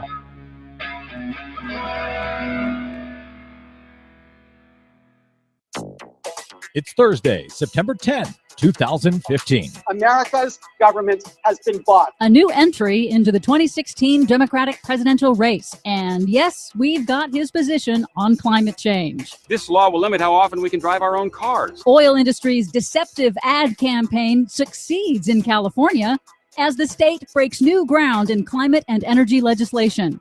Plus, energy is my baby. Oil and gas and minerals, those things that God has dumped on this part of the earth for mankind's use. Sarah Palin wants to be energy secretary and then quit. She always quits. All of those stories and more straight ahead from bradblog.com. I'm Brad Friedman. And I'm Desi Doyen. Stand by for 6 minutes of independent green news, politics, analysis, and snarky comment. I think a lot about Department of Energy, and if I were head of that, I'd get rid of it. If you were the head of that, Sarah Palin, I'd want to get rid of it too. This is your Green News Report.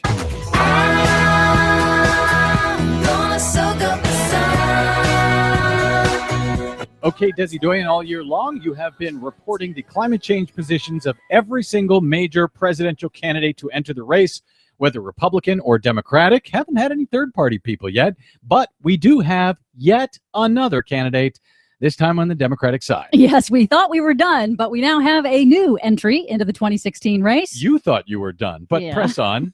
Harvard Law professor Lawrence Lessig announced his candidacy for the Democratic nomination on Wednesday. Lessig says if you want action on huge challenges like climate change, you have to get money out of politics. So his one goal as president will be to fix campaign finance reform and then quit. Because, as he explained in his announcement, that's the one thing that has to change first. Only if we do this do we have a chance to solve the problems that hold America back. Lessig accepts the science of climate change and calls for swift action after he does campaign finance reform. Former Alaska Governor Sarah Palin wants to be Secretary of Energy if Donald Trump is elected president in 2016. She volunteered for the job in an interview with Jake Tapper on CNN. Energy is my baby. Oil and gas and minerals. And if I were head of that, I'd get rid of it. And I'd let the states start having more control over the lands that are within their boundaries and the people who are affected by the developments within their states. So, you know, if I were in charge of that, it would be a short-term job. Okay, so all of her jobs seem to be short-term. Yes, they So do. Lawrence Lessig wants to become president and then quit, and Sarah Palin wants to be energy secretary and then quit. Yes. Nice work if you can quit it. Well, it turns out that Sarah Palin is not actually clear on what the Energy Secretary's job is. The Energy Department manages the nation's nuclear weapons, high-tech research and development. It's the Interior Department that is in charge of oil and gas development. You know, oil and gas and all those things that are her baby are not even in the energy department that she wants to run? Different department altogether. I hope she gets the job so she can be fired. Meanwhile, in California, the state legislature is tackling an ambitious agenda on climate change and pollution. First, they banned microbeads in personal care products that are for sale in the state. Microbeads are tiny plastic pellets used in products like toothpaste and face scrubs. They're not caught by municipal wastewater systems and are now polluting lakes and rivers and mistaken for food food by marine animals. The California state legislature also passed legislation requiring the state's two huge employee pension funds to divest from coal. California's two largest employee pension funds control a combined $400 billion in investments and are the largest pension funds yet to divest from coal. That is a huge story. California was also considering a major climate bill to cut the state's pollution and carbon emissions, setting a target for California to get half of its electricity from renewable sources and to cut the state's petroleum use in half within 15 years. But, of course, the oil industry is against the idea of consumers buying less oil and launched a deceptive $1 million ad campaign. Some say it's about state regulators limiting how far we can drive by rationing gas, increasing costs, or penalizing drivers for using too much gas.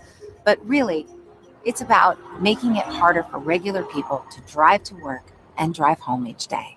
None of that is actually true, as Tim O'Connor of the Environmental Defense Fund explained on the broadcast. The Western States Petroleum Association, or WISPA, behind the ads, is afraid the idea will spread. If other states see California, the nation's leader in gasoline use, cutting its consumption and cutting its spending, I think they're going to want some of that for themselves. And that's where I think WISPA really wants to stop this snowball from growing and taking hold. However, the oil industry in California won on Wednesday in getting that 50% cut in petroleum use withdrawn from the bill. But California Governor Jerry Brown has vowed to continue the effort via regulatory methods. So the $1 million lie campaign worked. For now, Brown says they won the battle, but he thinks they'll lose the war. We'll see if they lose it in time. For much more on those stories and the ones we couldn't get to today, please check out our website at greennews.bradblog.com. Find us and follow us on the Facebooks and the Twitters at Green News Report. I'm Brad Friedman. And I'm Desi Doyen. And this has been your Green News Report. California soul.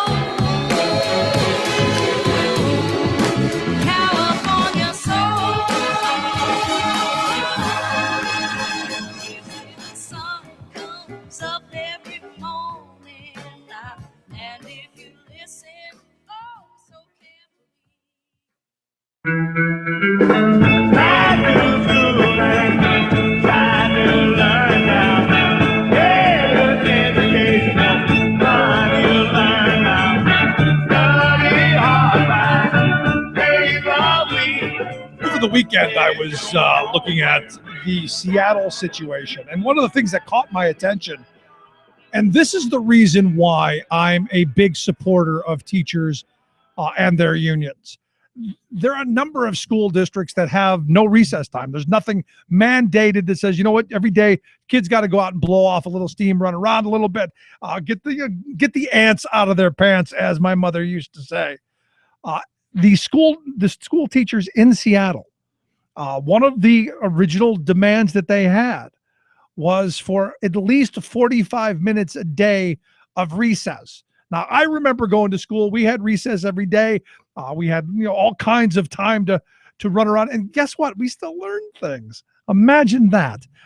Now, I understand that the district and the teachers have agreed on not 45 minutes, but 30 minutes. And let me let you know something. That's what's known as negotiating. The sad reality is what I see going on across this state and across the country is not negotiating. It's imposing. It's saying you'll take what you get and you'll like it. And you know what? Those folks with a voice, they're saying we don't like it, which is why I've asked Rosemary Boland to come and talk with us. She's the president of the Scranton Federation of Teachers. Rosemary, thanks for taking time for us. Thank you. I look at this frame of, the negotiation, and, any contract negotiation has its ups and downs, its ebbs, its flows, all of that stuff. What I'm seeing is no more negotiations. It's imposing. It's saying, this is what you'll get, Rosemary. This is what your teachers will get, and you're going to like it. Well, you hit the nail on the head. When I negotiate at a table, I consider myself an equal to the people I'm sitting across from. I don't look at them as superior to me. We are equals. And the goal here is to provide in Scranton School District and any school district across our nation a quality public school education. My goal has always been for the children in Scranton, Pennsylvania to get an education so that they can continue either going to a trade school or going to a community college or a four-year institution, and then they would be able to get a wonderful job at a family-sustaining wage. That's not going to happen at the rate we're going. No, not at the rate we're going. But I think you hit on the head the reason that there are some in this country that want to deny teachers and workers in general the ability to join and form unions and to have a collective voice, that sitting down as equals and negotiating, bargaining. They don't like that. They like imposing. Absolutely. I feel like we're going back to 1776 all over again. Something is very, very wrong in our country right now, that people are not standing up and saying, oh no, not with my child. You're not doing that to my child. And yet nobody is doing that. And a lot of our people here, especially in our city, we have so many languages spoken here that they don't have a voice. And we have to be the voice for our children. Yeah, you had said during the break that something like 38 different languages are spoken in the Scranton School District? Yes, and our newest students are coming to us from Nepal, and they don't speak any English at all when they get here. And their last known address is a hut number. So maybe your last address was hut 38. This is a whole new environment for those children. We have to take our time and nurture those children. And we're not given time to even do that. And have the resources to do it. Or, but to steal a line from Sarah Palin, why don't they just speak American? Right. I wish Sarah Palin spoke American. I don't know what that language is, but it's not American. It's not my America. I can say that truthfully. It is absolutely not. And you know what? I wish Sarah Palin would go visit the Statue of Liberty, and maybe she should read the inscription on there. It's not asking for the wealthy to come here. It's the wretched refuse of their teeming shores. We're supposed to be welcoming, a welcoming nation. Well, so far, I'm seeing a whole lot of ugly talk about people coming to this country. I'm a second-generation American. My grandfather spoke Russian at home. My Irish grandfather spoke with a brogue. I don't appreciate people talking about people like me in a negative way. It's not right. What happened to the give us your tired, your poor, your huddled masses yearning to be free? What happened to that America? We've turned into this angry kind of place led by people like Donald Trump and Sarah Palin. Very nasty, very, very nasty, belittling. And I don't really understand how they don't understand what that means to the people that we have in our schools. It gives them a very bad taste in their mouth to think that people think so little of them, that they talk like that. That's awful in this country. This is the United States of America. They shouldn't be talking like that. I'm right there with you. So let me ask you, Rosemary, in looking at this, I've had a couple of emails from people saying, Scranton's financial situation is pretty dire. They're in bad shape. There was some problems a couple of years ago with the Scranton mayor trying to pay minimum wage to public sector workers. There's that frame that we're broke. We don't have the money, so we can't afford the luxuries of not having 50 kids in a classroom, or the luxuries of librarians or nurses or any of those things. What do we tell those folks? Well, first of all, I've heard that argument for about 50 years of my life, that they never have money when it comes to schools. Nobody ever has money when it comes to schools. Now they don't have money for libraries. They don't have money to give children what they need, tools like a pencil and a tablet. We used to get a pencil and a tablet every month. Now they can't even give the kids a pencil and a tablet. The teachers go out and buy the pencils and tablets and crayons. They're running around after school buying kids underwear. They're buying kids haircuts, paying for haircuts, anything to let the children know, yes, indeed, you are equal to the student who sits right next to you, and if you work hard, you will survive in this country. But right now, the people in Washington and the people in Pennsylvania, I think there's about 545 people in this country that are supposed to take care of the children, supposed to take care of the people in this nation, and they're all of them bemoan the fact that it's the other party, it's this party, it's that party. Baloney! It's 545 people that should get this job done and stop crying the blues and just do what they're supposed to do. That's why we elected them. Not to cry, get it done. Yeah, you go back to the number I would throw out is 537. You've got the 435 in the House, the 100 in the Senate, and the president and the vice president. Let's Right. get I'm them adding all all of them into the mix. lump them all into the big mix there, because, and not just them. You look to Harrisburg as Absolutely. well. Our senators and our representatives who still don't have a budget, which I got to think is harmful to districts like yours. I just got to think that having that uncertainty is part of this as well. Well, my office window in the building we were located in, if I look out the window, right across the street is our soup kitchen, and there's always a lineup. By lunchtime, there is a line to get into that soup kitchen. That says it all. Yeah. This is like Depression era. People are going to be lined up. This isn't good. It isn't a good thing. The people who are in Washington who think they're the swells, they're not. And they better get with it, and they better do something to help these people out and get them good jobs at a good wage. I don't think anybody expects to become millionaires. I think all they want is to go home to a home they own, get an education, and have their children do a little bit better than they did. That was my father's goal. It was my grandfather's goal. That should be the goal of everybody in this country. And we used to believe that, I think. And, I think we still, did. on a certain level, Rosemary, believe that frame that if you work hard, you play by the rules, that you'll get ahead. But sadly, I look at myself. I grew up in a housing project on the west side of Cleveland.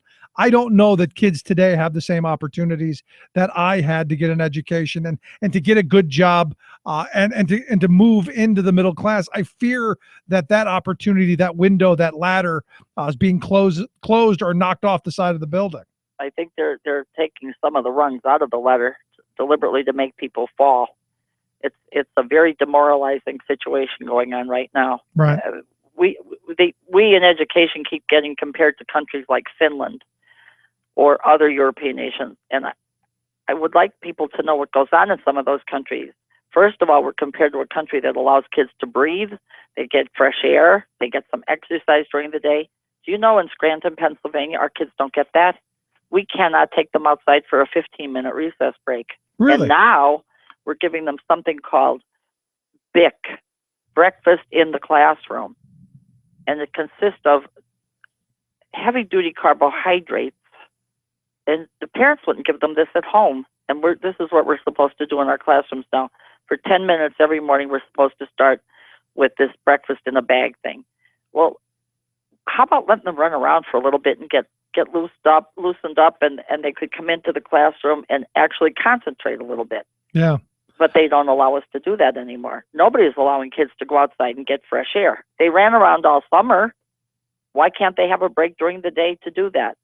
That's because they ran around all summer. They don't need it throughout I guess. the school year. Well, the contract proposal we had yesterday was to increase our elementary classroom time, add on at least 30-something minutes. So we don't get in our district what's called transition time, a little break between classes so the kids can move about. We don't get that. So now we're going to keep them longer in a seat. There is absolutely nothing correct about that. No, not at all. No doctor would say, yeah, keep a child 6 years old sitting in a seat all day. They can't, and they won't do that, and and they'll be disruptive, and but to me, again, I go back to this frame. The whole point of all these things is to turn teaching into assembly line work. You're just factories, workers pumping in, putting little information in these little kids' heads, like little vessels, and it's about destroying the public system. Well, right now, this testing silliness in this country, I think the students are realizing it has no value. It absolutely has no value.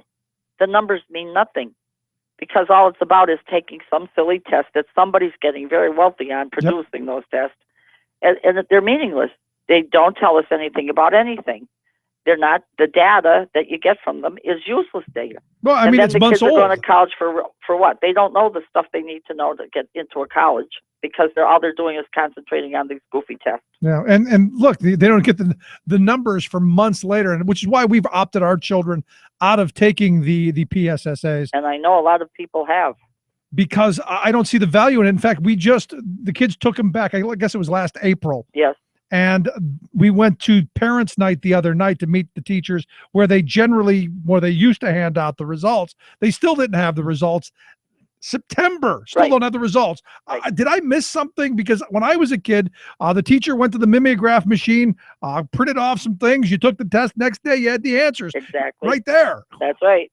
How did we get so advanced and fall so far behind? Because everybody said there's something called No Child Left Behind, which you know and I know they took that from the Vietnam War. But No Child Left Behind, there have been a lot of children left behind because of all this nonsense.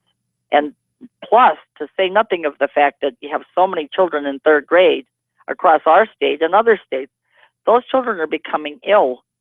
They get sick during these tests. They're nervous. They're crying. Why should a kid in third grade cry about taking a test? It's ridiculous. Everybody has them all pumped up. Parents are saying, oh my goodness, did my child get proficient? Did my child get advanced? Those words are meaningless. It doesn't mean anything. And everybody in this nation should rise up and tell everybody in Washington, get rid of those silly tests before you destroy our children. Yep. I don't think we want a suicide rate in our nation with our young children. And that's what's going to end up happening if somebody doesn't stop this silliness. And we could take those resources that we're wasting on these tests that we have to buy from these private corporations who now 2+2 is proprietary information that some for-profit corporation owns that we have to pay for.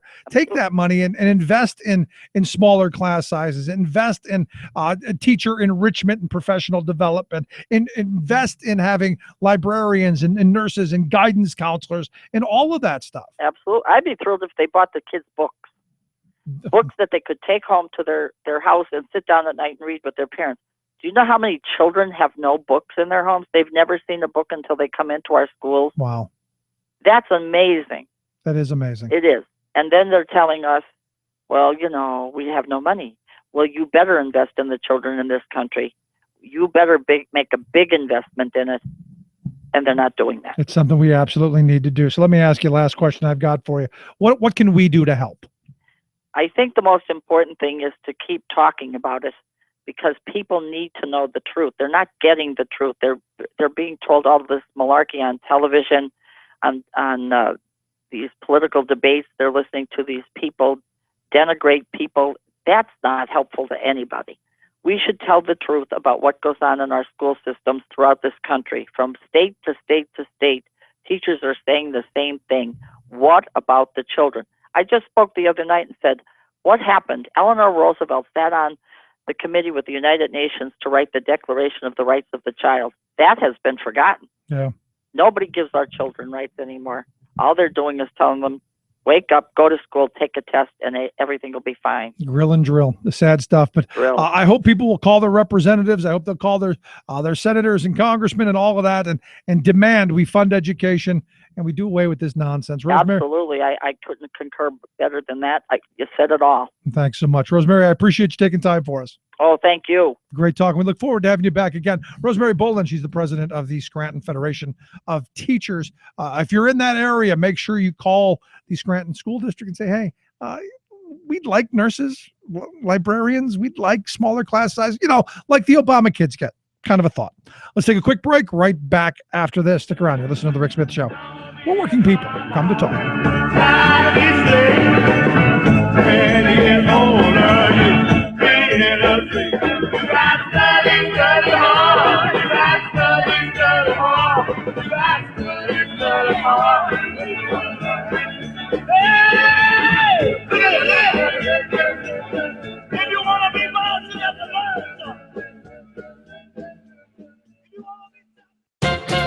It's time now for the latest chapter in the thrilling global adventures of Scott Walker Commando. Walker, the right-wing Wisconsin governor who's backed by the mighty money muscle of the Koch brothers, is known chiefly for advancing the corporate agenda by ferociously busting unions, slashing education, assailing teachers, and attacking welfare recipients. But now, having been served so well by Walker in the State House, Team Koch wants him in the White House, where he would try to do to our nation what he's done to Wisconsin. But they've hit a speed bump in their plans. It turns out that presidents are expected to deal with foreign policy, and, as New York Times columnist Tim Egan recently noted, Walker's international experience amounts to having eaten at the International House of Pancakes. Thus, image makers have been parachuted in to create Commando Walker, a hardline, battle-ready commander-in-chief. Unfortunately, Scotty has the look and demeanor of a wimpo rather than a Rambo, so the handlers have tried to compensate by writing an uber-militant foreign policy for him. Thus, just for starters, Walker is calling for 1, American boots and blood on the ground in Iraq to battle ISIS. 2, military action to make Iran give up its nuclear programs, and 3, arming Ukraine to fight Russia. Plus, he's even saber-rattling at the Chinese. Well, not saber-rattling, more like fork and spoon rattling. Walker is demanding that President Obama cancel the upcoming White House state dinner for China's President Xi Jinping. Wow, that'll shake 'em up. Cancel their dinner, Commando Scott, and you'll have the Chinese eating right out of your hand. This is Jim Hightower saying, how pathetic. Walker's no commando, no commander-in-chief either. He's just a lightweight twig pretending to be presidential timber. Hightower's commentary is brought to you by the Hightower Lowdown. From Wall Street to Washington, this monthly newsletter reveals who's doing what to whom and why. Check it out, hightowerlowdown.org. From United Nations headquarters in New York, this is your World in 2 Minutes. I'm your host, Luke Vargas, with the Talk Radio News Service. The Obama administration is working the phones, appealing to countries across southern and eastern Europe to shut their airspace to Russian military planes, supplying the Syrian government of President Bashar al-Assad. Bulgaria has gone along with the American request, while Greece has politely said no. Russian heavy aircraft reportedly landed in the port city of Latakia over the weekend, ferrying in temporary housing and air traffic control equipment.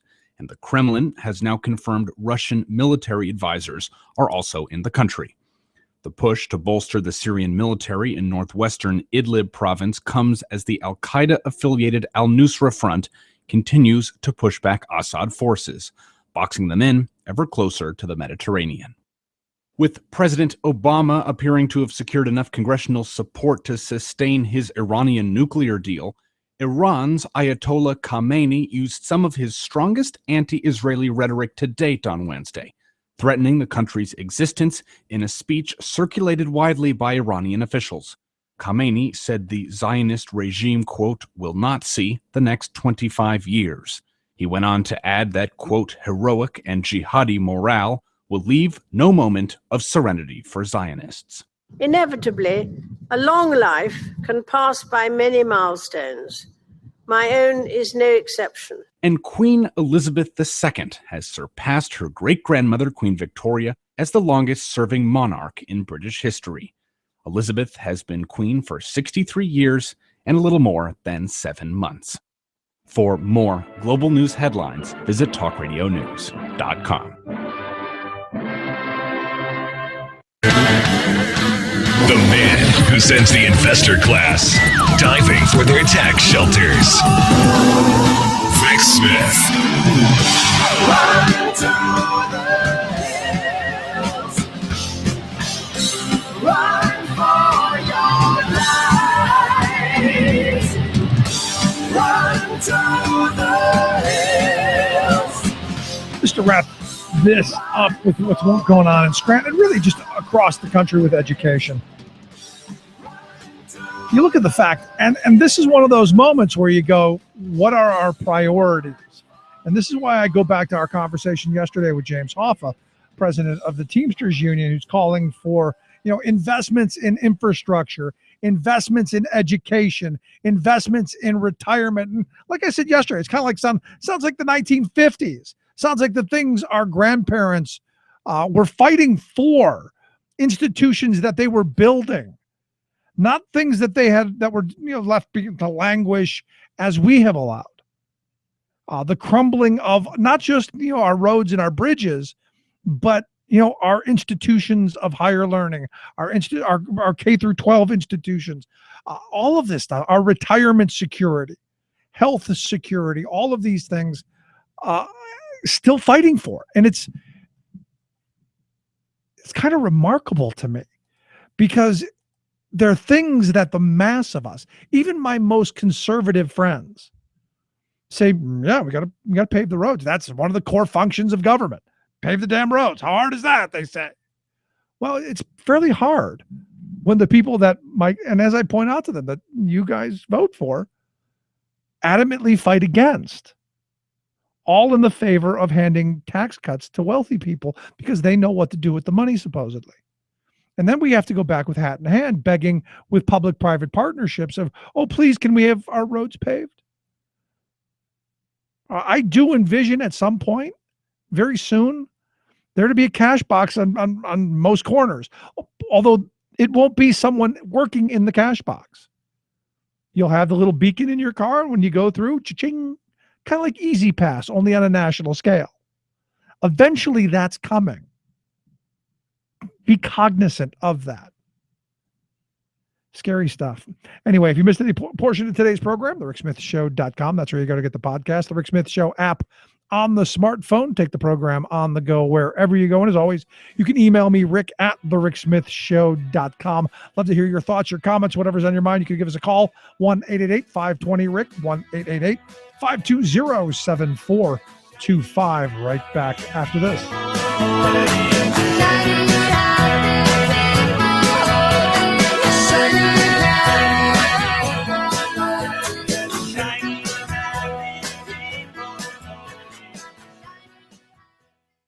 You're listening to The Rick Smith Show. For more information, go to thericksmithshow.com. If you've missed any portion of the program, you can download the podcast at thericksmithshow.com. You're listening to WIN, Workers Independent News, a production of Diversified Media Enterprises. I'm Doug Cunningham. The International Brotherhood of Teamsters has launched their Get America Working campaign, calling for massive new investments in infrastructure, transportation, and clean energy. The American Society of Civil Engineers estimates that America needs to spend $3.6 trillion to modernize and repair roads, bridges, ports, airports, railroads, and water systems. Teamsters President Jim Hoffa says making these investments would create jobs while giving America the 21st century infrastructure it needs to remain competitive. And he says both sides of the political aisle need to unite on this issue. We got to make it a bipartisan issue. We've got to get Democrats and Republicans working on this. What's happened right now is this thing is tied up on Capitol Hill. What we've got to do is to get people concentrating on the fact that we've got to get this economy going. And the way to do that is to fix our infrastructure. We're talking about a 5-year plan, almost $1 trillion to start getting people back to work, fixing our roads, our bridges, our ports. The Teamsters are calling on Congress to fund transportation infrastructure by passing a multi-year surface transportation reauthorization. The president has a proposal, but it's bottled up right now. And the problem is they've been passing short fixes for a year, 2 years at a time. We need a real program that's truly funded. The number of people in this country is growing dramatically. We're at 350 million people already. But our highways are not growing. Our bridges aren't growing. Hoffa says that is a recipe for disaster. Seattle teachers are on strike. The Seattle Education Association says after the school board failed to negotiate a tentative agreement, the SEA bargaining team marched into the school board meeting room and announced negotiations are over. Seattle closed their schools Wednesday. Picket lines started Wednesday at every Seattle school. The Seattle Teachers Union says talks have been ongoing since May, but many major issues remain unresolved. Among them are professional pay. Teachers have gone 6 years with no cost of living adjustments, fair teacher and staff evaluations, reasonable testing, educator workload relief, and student equity around discipline and the opportunity gap are also yet to be resolved. The Independent Pilots Association is calling on its members to authorize a strike against UPS. Union spokesman Brian Godet says after 4 years of bargaining and mediation, it's time to take it to the next level because there's a long list of unresolved issues. We're still facing kind of our top big 5 issues like scheduling, scope, compensation, benefits, retirement. I mean, it's really those big 5 that are all still wide open. And again, 4 years into the deal. WIN is made possible in part through underwriting support from the United Steelworkers. You've been listening to WIN, Workers Independent News. For more information, visit laborradio.org. Let's get America working. We must build, maintain, and repair our nation's crumbling infrastructure. Teamsters support a bipartisan approach to creating good jobs for American workers. Learn more at letsgetamericaworking.com. Teamsters strong, America stronger. Well, we're going to start in a couple weeks with our budget adjustment bill. The first step is We're going to deal with collective bargaining for all public employee unions. Because you divide and conquer.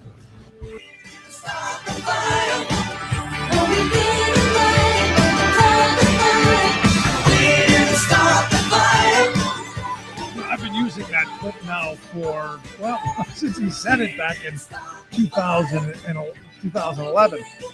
One of those things that, you know, listen to him. He's telling you what he's going to do. Believe it when he says it. And when he says if he's elected president, he's going to wreak havoc in Washington, D.C., which I'm going, more? What we've got now, gridlock. What we've got now is stagnation. What we've got now is, well, nothing gets done. And while nothing gets done, things crumble. While nothing gets done, we fall behind as a nation. Now, for all of those folks who love to throw up their fingers, we're number one. I want to be number one. To use the Trump frame, everyone likes winning. We'll never get bored of winning. But I like to win, and we're not. I mean, if you got to pull out Charlie Sheen, we're not winning. In fact, the rest of the world is looking at us going, "What's wrong with you? Get your act together." And I know. I've got my friends who, Rick, you're just angry and You lie. You hate America. yeah. Because I would like to see things better. And when I hear the Scott Walkers and I hear this rhetoric, it infuriates me.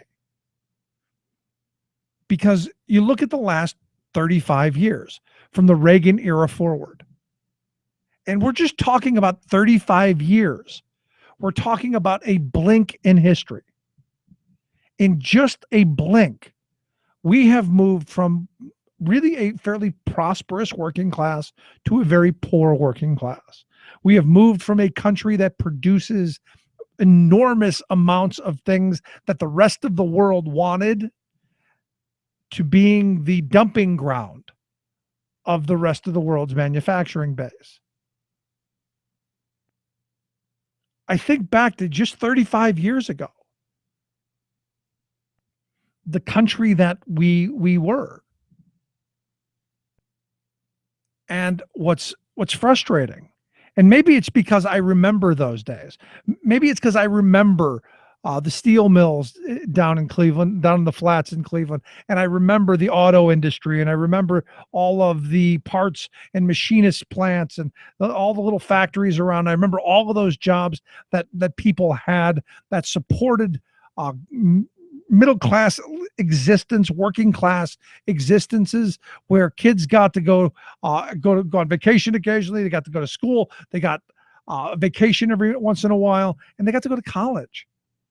And they got to attempt to grow those skills. What's frustrating to me is I think back to some of the friends that I've had over the years whose parents were union members and did the hard work, who now look back at unions and that kind of work down the tip of their nose. That's the weird kind of scary stuff. Someone sent me a speech, and for the life of me, I can't remember who the president was. It's like 120 years ago, where the president was talking about, and it'll come to me, but the president was talking about that there's dignity in all work, that we may do different things, but we all take pride in what we do. And that going in the beginning of my working career, I felt that it didn't matter that you worked on a shipping dock, didn't matter if you worked in an office, it didn't matter if you dug ditches or solved math equations. There was dignity and pride in what you did, and people didn't so much look down on you. Right now in this country, if someone wants to work with their hands and they want to build and not go to college, they're looked at as strange, which is, I think, wrong. And until we kind of step back and go, wow, all of this direction that we're heading is the wrong direction. And I think people are on my side on this, in that 3/4 of the people in the last Quinnipiac poll said we're heading in the wrong direction. Now, that could be a plethora of reasons, but you look at the direction we're heading. We don't have a manufacturing base that had the prowess that we once had. We also don't have the ability to ramp that up because, and this is the weird part of this, we've had a major brain drain. I remember my friend, former congressman, and he was a really great guy. Former union president. You may remember Phil Harry. We used to have him on all the time. He worked in a clothing factory. In fact, he was a guy who, the Heartmark suits. He was one of the guys who his career was sewing men's suits. And he remembered, he passed on to me that, how they figured out how to put the smart chip, how to put the all the chips together with all the little transistors and all the really delicate placement of welds and all that. He said it was because some guy was sitting sewing men's suits, thinking, wow, this machine that I'm working on could be used for really delicate, intricate manufacturing purposes. And he went out and he did that. He figured out how to make the machine, and the machine revolutionized the industry. If you don't have that generation of tinkerers and people who work with their hands and thinkers of, hey, how can I do this better? Where do we end up down the road? If all we have are kids who are smart enough to fill in the bubbles, or kids who Christmas tree the tests, if all we do is focus on the grill and drill, what does that mean for the rest of us? Scary stuff in my view. Just very, very, very scary stuff. Anyway, John Boehner in the news again. And you got to give Boehner credit. At least you got to give the wealth class of this country credit. They have dogged persistence when it comes to denying workers and citizens rights. When it comes to putting money in their pocket, dogged persistence. Not to mention, lots of tax dollars. So what happened? I guess it was yesterday, if I got the story right. Boehner and the Republicans again have sued President Obama over the Affordable Care Act, and they found a George W. Bush appointee, this Judge Rosemary Collier, who has sided with them in allowing a suit to go forward that says the Obama administration overstepped their powers by signing a piece of legislation that, and this is one of those things you go, wait a minute, the law passed through both the House and the Senate. It was signed by the president. Okay. Anyway, this judge allowed it to go forward to say that Obama overstepped his executive powers to realize a cost-sharing program with insurance companies. They're suing under the grounds of Congress has the purse and that this law should be overturned because Congress has the purse. That's basically it. Now, the judge has repeatedly said in her decision that it's not a victory for anyone. That, quote, the court stresses that the merits have not been briefed or decided. Only the question of standing has been determined. Now, Boehner's going to take whatever win he can get because Boehner's in trouble. There are many that I talk to who believe that Boehner will not survive the fall as speaker, that there will be an attempt to replace him. Okay, do we end up with someone crazier? That would be fun to watch. If we're not going to get anything done, you might as well have fun not seeing anything done. Now, this has got to be like what? The 100th lawsuit? At some point, don't you have to go, it's the law of the land, let's make it work? At some point, don't you have to go, the Supreme Court has ruled on this. Various courts have ruled all the way. It's constitutional. Do we have to keep wasting taxpayers' money pursuing this assault path? Do we? Well, feeling emboldened by his minor victory in this court, John Boehner said today that he's considering suing the president again, because we love, suing the president. This time over the Iran deal. Evidently, according to Boehner, it's an option that is very possible. He says if you read the provisions in the Congressional Law Review, it's pretty clear that the president has not complied. He says because it makes clear that any side agreements and other types of an agreement, including those not directly involving us, must be turned over as part of it. And he says, I don't believe that he's complied. So the agreement will be in place on September 17th. It'll be interesting to see if Boehner does go and sue. And again, that's your tax dollars at work. Good stuff, I guess, if that's where your mindset is. Also, Boehner, busy kind of day. That's what happens when you come back to work and you haven't done anything for a while. Boehner says it's not his goal to shut down the government over the funding of Planned Parenthood. He says, we're gonna stop this selling of baby parts, something that they've already said is legal in Congress. But never mind facts and all of that. So it is truly mind blowing in my view how just screwed up things have gotten. Anyway, let's take a quick break. Back with your thoughts. 1-888-520-RICK. 1-888-520-7425. This is the Rick Smith Show. Work at night. I got no time for living. Yes, I'm working all the time. It seems to me I could live my life a lot better than I think I am. I guess that's why they call me. They call me the working man. Making the blue blood see red. The Rick Smith Show. I'm Rick Smith, and this is Labor History in 2.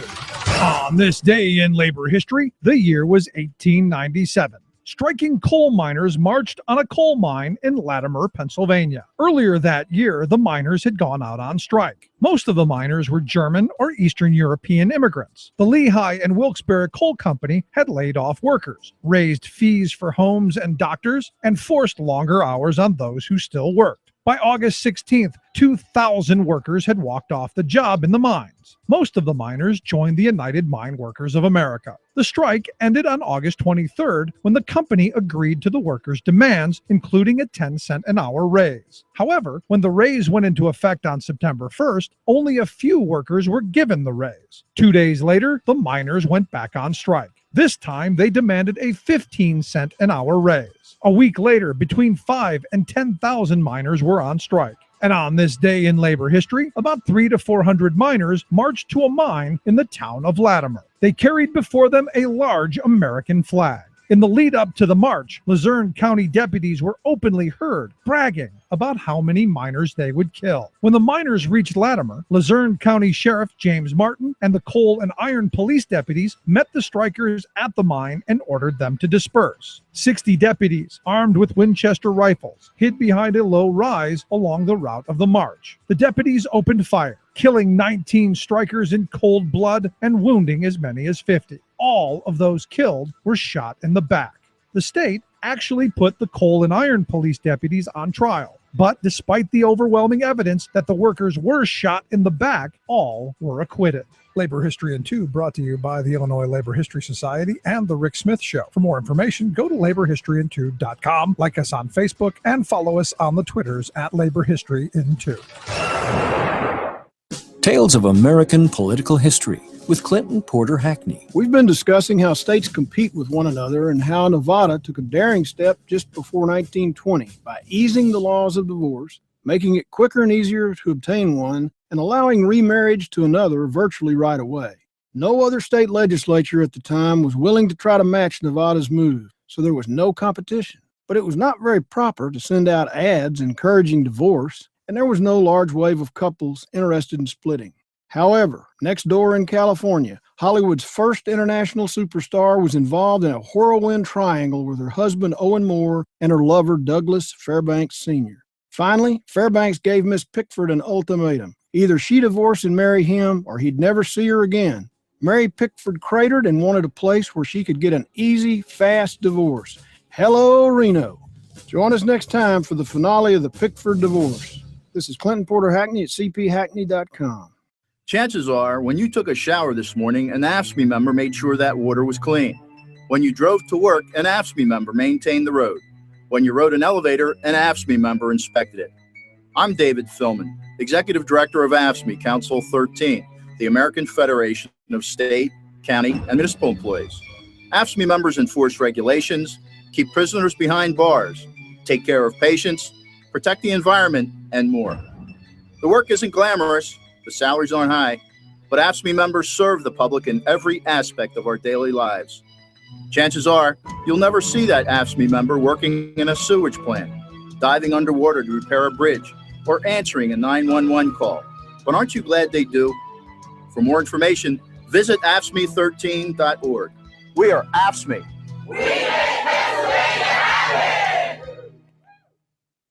The man who sends the investor class diving for their tax shelters. Rick Smith. The rich pay too much taxes, the poor get way too much. Instead of schools, build prisons and lock the children up. We won't believe those lies again, because God is a Republican. Ah, yes. Well, God is a Republican, didn't you know? Yep. It's all the hippies' fault. That's all those hippies' fault. Yep. In fact, not only is God a Republican, he is the Republican. And not only is God an American, he's the American who wrote the Constitution. Well, according to Tom DeLay, when we stopped realizing that God created the nation, that he wrote the Constitution, that it's based on biblical principles, that's when we got off track, evidently. And look, I don't, and I'm going to ask Bob Ney in a little bit if Tom DeLay had this kind of hyper religiosity when he was the hammer in Congress, because it just seems all kind of I don't know, staged. I feel you listen to these antics and you listen to these statements, and I try not to question people's motives or their religious beliefs, but it just seems to me trying too hard. I've always had that thought that the more people try and convince me how wonderful and how religious they are, the more there's lots of stuff there. And I look at Donald Trump, and I don't know if you've seen this dust up that's been going on between the Donald and Ben Carson. Evidently, Ben had said something during an interview. I guess it was on Wednesday, when Carson said that, I guess how it came out, he said, a little challenging the sincerity of Trump, if you will, saying, I realize where my successes come from, and I don't in any way deny my faith in God. He says, I think that's probably the biggest differentiator. That is a big part of who I am, my humility, and I fear the Lord. He says, I don't get that impression from him, speaking about Trump. Well, Trump didn't take that lying down, not happy. So he went on CNN and said, he knows nothing about me. He says, I'm a man of faith. He says, I hardly know Ben Carson. He says, I'm a big, and this is one of those Trumpisms. He says, I'm a believer, big league in God, and I will hit back on that. And I go, wait a second, I guess, which God are we believing in? Old Testament, New Testament? The whole idea that you're going to hit back? Did I miss something about Christianity?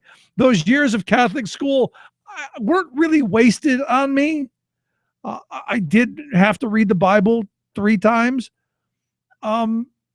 the whole concept that Ben Carson has done something and he's going to hit back, that's antithetical to Christianity. Or maybe it's just me. Maybe that's why Trump can't name his favorite quote of the Bible or any of the stories. What's your favorite part? What's your favorite story? I don't know, that difficult, right? So Carson, said, I'm not jumping into this game, and has called for a ceasefire or a truce, if you will. Carson said to the Washington Post that the media frequently wants to goad people into wars and the gladiator fights, and he said, I'm certainly not going to do that. He said, everyone's going to be saying, oh, that's a big fight. Everyone come watch the fight. Carson said, but it's just not going to be that as great as they think it is because I'm not going to participate. That's really a very different mindset from the rest of the Republican field. And I give Carson credit. I mean, he's a dignified, thoughtful human being. I may not agree with his positions, but at the end of the day, you can have I'm sure you can have a reasonable conversation with him without it devolving into, I'm going to hit back on that. So, it's kind of weird to me, but not surprising that then Trump went to the next line where he says, I don't think he's a great religious figure. He was an okay doctor. He was heavy into the world of abortion. If you look at his faith, you're not going to make it very far. Again, that kind of, we're going to hit back. Kind of scary if you think about it. It's just how crazy things have gotten. And it's just not with our politicians. It's with us too. I mean, I look at this homophobic pastor from Tennessee. This guy, his name is Jeff Amex. Owns a hardware store in the town of Washburn, Tennessee. Has a board out in front of his store with about 300 names of people like him who evidently he claims they want him to ban gay customers. That's what the board is. It's ban gay customers, and people sign on to it. And he claims that he's doing it because the people want it. So I guess being a good capitalist, he decided that he was going to sell his anti-gay merchandise. I guess at this moment he's selling hats and bumper stickers with the no gays allowed on it, or choose God or gays. I guess he's going to branch out into t-shirts at some point. Just doesn't have the capital just yet. But like a good capitalist, he'll find it. And, what he says is kind of just, again, this whole Christian argument, this whole Christian belief stuff. There's a sign in the store that says, we have the right to refuse service to anyone who would violate our freedom of speech and our freedom of religion. Exactly. And I guess this is one of those things that now are we going to have suspicion police? Because I understand, you go back to the 50s and 60s when you said, go back to the 50s, coloreds only. You could look at someone and go, oh yeah, you're a black guy. Yeah, you're one of them. No, not you. How do you decide who's gay? I got to be honest, unless they're wearing a pink tutu, and that doesn't even mean that they're actually gay, I don't know how you tell. I've been told I don't have gaydar because I've met a number of people who were gay, and I didn't know it. And I guess the big part of that is I didn't care. And I think that's where most of America is. But you've got these crazy fringe people who are going to sell hats and t-shirts and then wear them. And of course, he, during an interview he falls back on the old, God created Adam and Eve, not Adam and Steve. And anybody who says that should be smacked, to be honest, because God did create Adam, Eve, and Steve, dummy. Or am I the only one who gets that? I mean, it's like Sarah Palin saying, God dumped natural resources here. Yeah, but he dumped them over there too. What's your point? And the sad reality is there's not a point. the sad reality is it's just the lack of thought just coming out. And I don't know if telling you this story is helpful in that we go, hopefully we can help people like this, or if it's destructive and going, we're going to breed more of those people. I'm not really sure. But I'll tell you, I struggle with it. I struggle with this kind of insanity.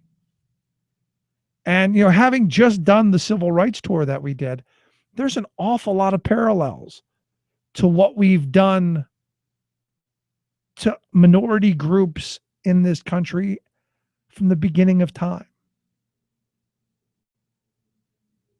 And I would like the board with the 300 people's signatures on it. And I would like someone to keep it for 50 years so we can go back to those people in 50 years or their ancestors and go, see, stupid. Just kind of a thought. Let's take a quick break. Right back. Stick around. You listen to The Rick Smith Show. I'll never turn. I'll never bend. I'm with you now. Until the end. Thought-provoking, intelligent conversation with the heart. The voice of the working class. Rick Smith. It's Thursday, September 10, 2015. America's government has been bought. A new entry into the 2016 Democratic presidential race. And yes, we've got his position on climate change. This law will limit how often we can drive our own cars. Oil industry's deceptive ad campaign succeeds in California as the state breaks new ground in climate and energy legislation. Plus, energy is my baby. Oil and gas and minerals, those things that God has dumped on this part of the earth for mankind's use. Sarah Palin wants to be energy secretary and then quit. She always quits. All of those stories and more straight ahead from bradblog.com. I'm Brad Friedman. And I'm Desi Doyen. Stand by for 6 minutes of independent green news, politics, analysis, and snarky comment. I think a lot about Department of Energy, and if I were head of that, I'd get rid of it. If you were the head of that, Sarah Palin, I'd want to get rid of it too. This is your Green News Report.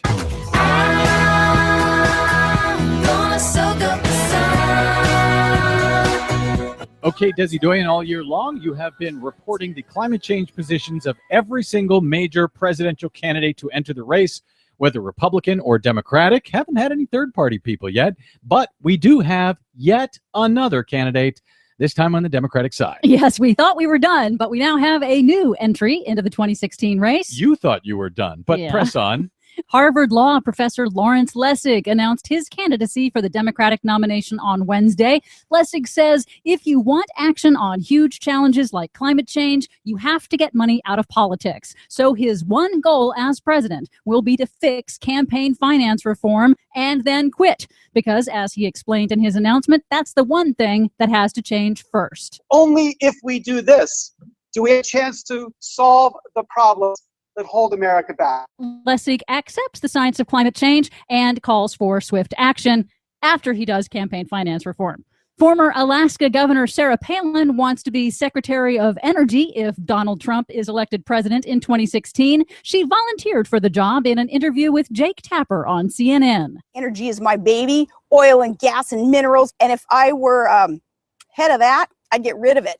And I'd let the states start having more control over the lands that are within their boundaries and the people who are affected by the developments within their states. So, if I were in charge of that, it would be a short-term job. Okay, so all of her jobs seem to be short-term. Yes, they do. So Lawrence Lessig wants to become president and then quit, and Sarah Palin wants to be energy secretary and then quit. Yes. Nice work if you can quit it. Well, it turns out that Sarah Palin is not actually clear on what the Energy Secretary's job is. The Energy Department manages the nation's nuclear weapons, high-tech research and development. It's the Interior Department that is in charge of oil and gas development. Oil and gas and all those things that are her baby are not even in the Energy Department that she wants to run? Different department altogether. I hope she gets the job so she can be fired. Meanwhile, in California, the state legislature is tackling an ambitious agenda on climate change and pollution. First, they banned microbeads in personal care products that are for sale in the state. Microbeads are tiny plastic pellets used in products like toothpaste and face scrubs. They're not caught by municipal wastewater systems and are now polluting lakes and rivers and mistaken for food by marine animals. The California state legislature also passed legislation requiring the state's two huge employee pension funds to divest from coal. California's two largest employee pension funds control a combined $400 billion in investments and are the largest pension funds yet to divest from coal. That is a huge story. California was also considering a major climate bill to cut the state's pollution and carbon emissions, setting a target for California to get half of its electricity from renewable sources and to cut the state's petroleum use in half within 15 years. But, of course, the oil industry is against the idea of consumers buying less oil and launched a deceptive $1 million ad campaign. Some say it's about state regulators limiting how far we can drive by rationing gas, increasing costs, or penalizing drivers for using too much gas. But really, it's about making it harder for regular people to drive to work and drive home each day.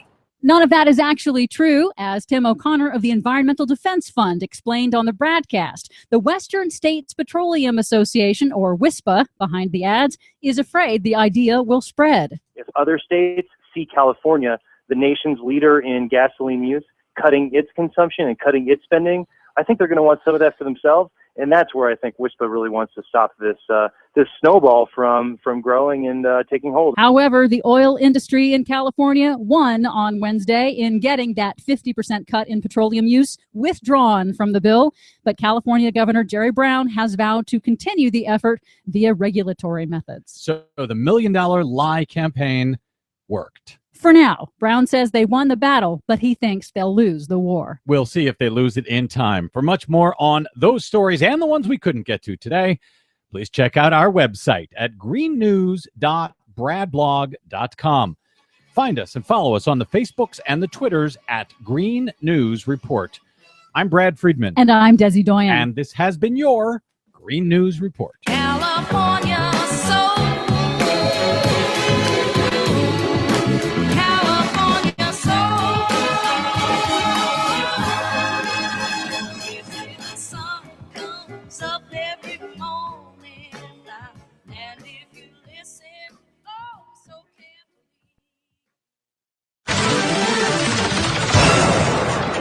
In 1897, miners at collieries throughout northeastern Pennsylvania's anthracite coal region had enough. Conditions were grueling and life was difficult. Miners were frequently cheated out of pay, overcharged for supplies, some they never wanted or received, forced to live in captive company-owned towns, shop at overpriced company-owned stores, even mandated to use the company doctor since fees were deducted automatically from the miners' pay. This, combined with mine owners forcing longer unpaid hours and the Anti-Immigrant Campbell Act of 1897, taxing mine owners for the use of non-native labor, drove miners to strike. Spontaneously starting in Pennsylvania's Lehigh Valley, workers marched north to get other miners to join in the struggle. Their demands were modest: a 10-cent pay raise and a reduction in the cost of gunpowder. They also wanted the freedom to shop in non-company-owned stores of their choosing and see a doctor not owned by the coal company. As the miners moved northward toward Hazleton, mine owners determined to crush the workers' protest sent their company-paid police force and strikebreakers. Local law enforcement was also on the side of mine owners. Luzerne County Sheriff James Martin, a former mine foreman, deputized 102 local men, arming them with Winchester rifles and sidearms. The group of some 400 miners marching peacefully and unarmed in rows of fours moved onward toward Latimer. Stephen Urich, joining the group outside of Hazleton, taking with him the American flag, shouted, "We have nothing to worry about because we have the American flag to protect us." Within hours and a hail of Winchester bullets, Stephen Urich was gunned down in cold blood, his beloved American flag drenched in his blood and the blood of those who lay murdered and wounded. Eyewitnesses said the sheriff and his hired killers mowed the men down like grass. More than 20 men were murdered on that September day, and more than 50 were wounded, many shot in the back in labor's forgotten massacre. The sheriff and his murderous band were tried for their part in the Latimer massacre and found not guilty of murdering 20 unarmed peaceful demonstrators. Lest we never forget, or as the wife of a miner whose life was stolen from him told her children, you can forgive, but you can't forget. This Rick Smith Show Labor History Moment was made possible by a grant from the Labor Education Center at IUP. For more information, visit www.thericksmithshow.com.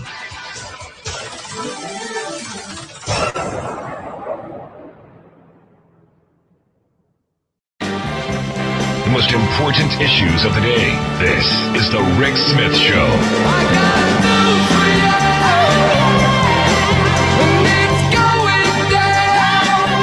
A couple of emails during the break pointing out some of the flaws in our Republican friends and their hyper-religiosity. And the comment that I made about Donald Trump, I'm going to hit back. That sparked a number of folks to chime in and say, yeah, I didn't think of it that way. When, you look at this thing with Carson, if, the Christian, I would think thing to do would be turn the other cheek, right? No. The Donald says, I'm going to hit back. And he will, no question about it. And the thing with delay, just one of those things I got to know about, which is why when we talk to Bob Ney, I got to bring it up. Anyway, let's find out what's going on around the world and in Washington. Bob Ney, Talk Radio News Service. Bob, thanks for taking time for us. Well, thank you, Rick. So, I just talked about this story with Tom DeLay, and he was on this Hagee's TV radio program, whatever it was, saying that God founded the country and God wrote the Constitution and all of this stuff. And I got to be honest, I don't remember that in history class. Was DeLay always this far off the path? Yes, he was. I mean, he drank bourbon, he smoked cigars, he cussed like a trooper. I don't know how you define, being actually religious versus verbally. I was involved with Tom DeLay and Jack Abramoff, of course, so he helped Jack to cheat the Indian tribes. He went to sweatshops in the Marinara Islands. Again, I don't know how religious that is, but he sure likes to quote, God did this and God did that. And it just gets bizarre. I mean, I respect people of faith, but this turns into you have to be of their faith. In fact, you have to be of their sect within Christianity. Yep. And that's the scary thing. And that's offensive to people who maybe are of other sects within religion, within Christianity, Catholics, Protestants, Lutherans, Methodists, Baptists, And, he's not just, he's sort of like, you have to be a certain ilk within Christianity also. So I don't know what saved is, and I'm not going to judge him, but bourbon, cigars, cheating people, I guess you can get around that if you are saved. Yeah, well, I mean, it goes back to the Kim Davis thing. I mean, I had a couple of friends say, well, she made some mistakes and, all's forgiven. And I'm going, but here's the thing. You can't, I remember reading in the Bible, take the log out of your eye before, doing that, looking at other people. It doesn't work that way. I made a statement one time that, we are a Christian country. I made that statement. All right. It flew out of me one time. I was just making a statement, and I got a phone call. Very fascinating. It really taught me something. Got a phone call from a guy from New York, and he wasn't nasty. And he said, "You know what?" He said, "I saw you on national TV." He said, "I understand where you're coming from, but how do I look at my Jewish child and say you're not part of this nation?" I mean, he made a very good point. Now today, we don't even think about that. This is an anti-Muslim thing, but there are Jewish Americans, there are Baha'i Americans, Druze Americans, Buddhist Americans. And do you need to impose, your faith on them, or is this a country of freedom of religion to have whatever religion or have none? That's freedom of religion. See, that's the world that I want to live in. Do what you got to do. Whatever you do on Saturday or Sunday or on a Tuesday, that's your business. But don't make me do it. Yeah, and Tom DeLay was dogmatic. He always was that way. He was very, very dogmatic. Until I guess now he needs the money. I can't figure out why, but it just seemed interesting to me and odd, especially, in light of You've got Sarah Palin saying God chose us because he dumped all these natural resources here, but he dumped them over there too. So what's your point? And then you got the Trump, just so much bizarre statements and thoughts, especially around religion. I have a pastor. He's very religious, known him forever. He told me the other day, he said, you know what? When people say we're the greatest Christian country on earth, there are other countries that are good countries. And, you know, and he was saying that himself, and that he's kind of grown tired of some of this.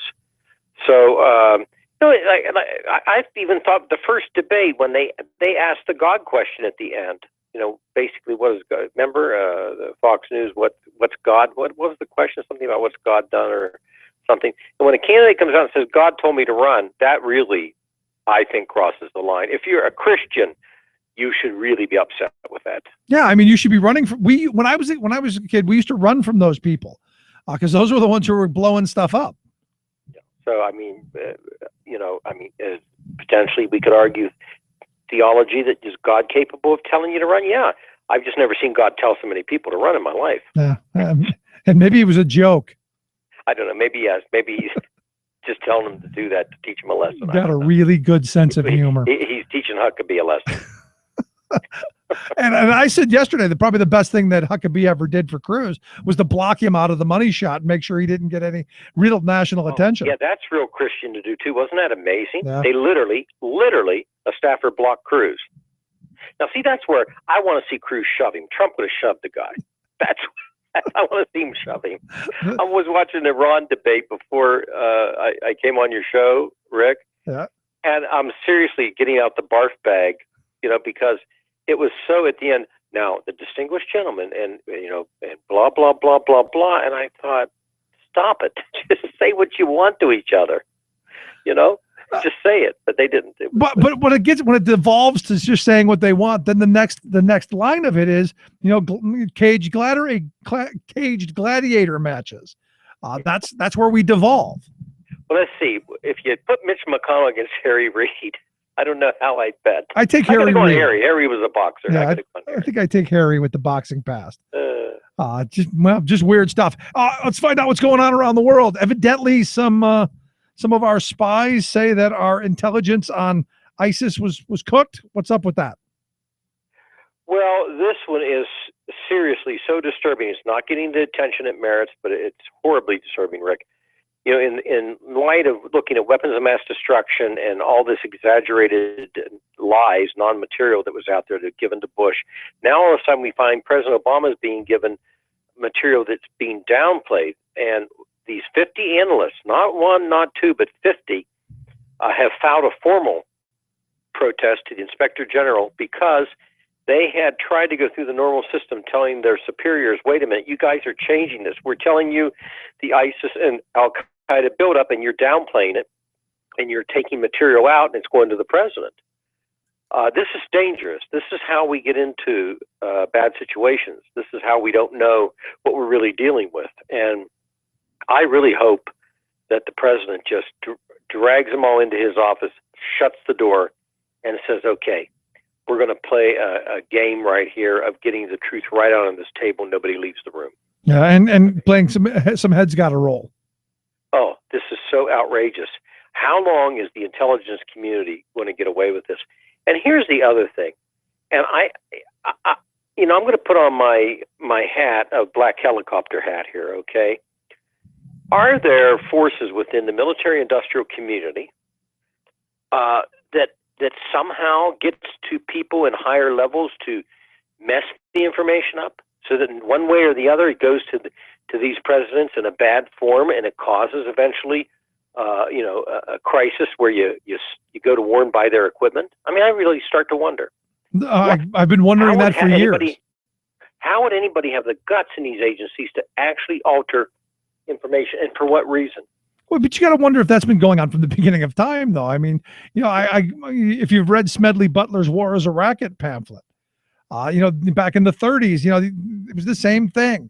It was these people who get rich off of war and conflict, who make this stuff. And to me, I put almost no trust in some of the stuff we hear. And we've had this happen so many times. And then Edward Snowden revealed, again, that the agencies lied. And now here they have the guts to send, retooled false information to the President of the United States and have him announce these things. No fear. Yeah, I mean, you got to know who's controlling what. Sad stuff. Let's move along. I understand the Iran deal now, done, right? Well, it's done, but it's taken an interesting turn. It has nothing now to do with Iran, but it has everything to do with a motion at the desk to remove John Boehner as Speaker that's active. It's sitting there. And the reason I mention that, Boehner, for once, did something correct, Rick. He said, okay, yesterday would start the debate on the Iran bill, and Friday would be the vote. And they're done, right? Right. Well, when the 42, conservative Tea Party members got back to D.C., they said to the Speaker Wednesday, no, buddy, you're not doing that. We're going to have 3 separate votes on the Iran deal, and it's going to go into next week for debate. For why? For what reason? In the Senate today, the president just won big in the Senate because they're not even going to have a vote in the Senate. So it's an internal conflict. Wrap up another part of this with the fact that the same 42 are saying Planned Parenthood will be completely defunded, or you will shut the government down. So Boehner's sitting there, and instead of taking a leadership role, he's trying to make sure he still stays Speaker because of an active motion at the desk that can be brought out any time saying bye-bye, John. So do you think that's the whole, we may be suing over Iran, and it's not his intention to shut down the government? I mean, really, you're going to sue the president? I mean, you're going to sue? That could be decades. Are they crazy even asking to do that? And here's the thing. One can think what they want about Newt Gingrich. When Newt Gingrich was pushed around by his conference, and 6 people controlled his fate, 6 people could tell him they're not going to vote for him. Newt Gingrich came down to the point of doing what he thought he would do in leadership, and he suffered leaving as Speaker. I remember the day he walked out of the room and said, okay, it's been good. Boehner is not of the same ilk. Boehner is all about Boehner as Speaker, not the institution of Speaker, and he's terrified. And so they've got him like a puppet with 3 of the 6 strings cut. So where does this go from here then? I mean, what's going to happen now? Now they're going to go through a torturous process of 3 votes. One I think demands or condemns the president for doing it. The second wants to know the details, sort of like a Benghazi type investigation, wants to know the details of the side deal that's not even the president's side deal. It's the arrangements with the Atomic Regulatory Commission in Iran, like they do with every country they oversee. And then the third is a disapproval. They're going to go through a torturous path, and they're going to go into next week to do it when they have 7 legislative days left before the government shuts down, a highway bill, and then this Iran resolution on top of it. So what they've done, Rick, is to form a circular firing squad, the Republicans. That's a change. Because normally the Democrats who do that. Yes. The Republicans have been watching them for a while. Now they're copying them. I mean, really, it's the most asinine thing I've seen in years. What would you want to do this for? It's going nowhere. The base isn't going to applaud them for, wow, aren't you guys something? It's just irrelevant, and they're going to do it. It's just bizarre. It's really turned into bizarre world for me. Anyway, let's talk about the 2016 candidates. It looks like Sanders has jumped ahead of Clinton in Iowa. Bernie Sanders continues to climb. Donald Trump continues to say what he wants and still continues to climb. And they're all freaking out over Fiorina's the comment about her looks. Trump ran some extremely clever ads, I think, of kids sleeping watching Jeb Bush speak. Love that. It was pretty clever. It was. Bush is starting to fight back, of course, because he's been sitting back waiting for Trump to leave for the last 6 weeks. And now that's not happening. Hillary Clinton's former aide took the 5th today in Congress, and it's to be seen whether they'll give him immunity. The Republicans are a little afraid to give immunity, Rick, because there might not be anything there. And they wanted to know what was there first, and if the guy's lawyer's like, you got to be kidding me. We're not doing that. We're not going down that path.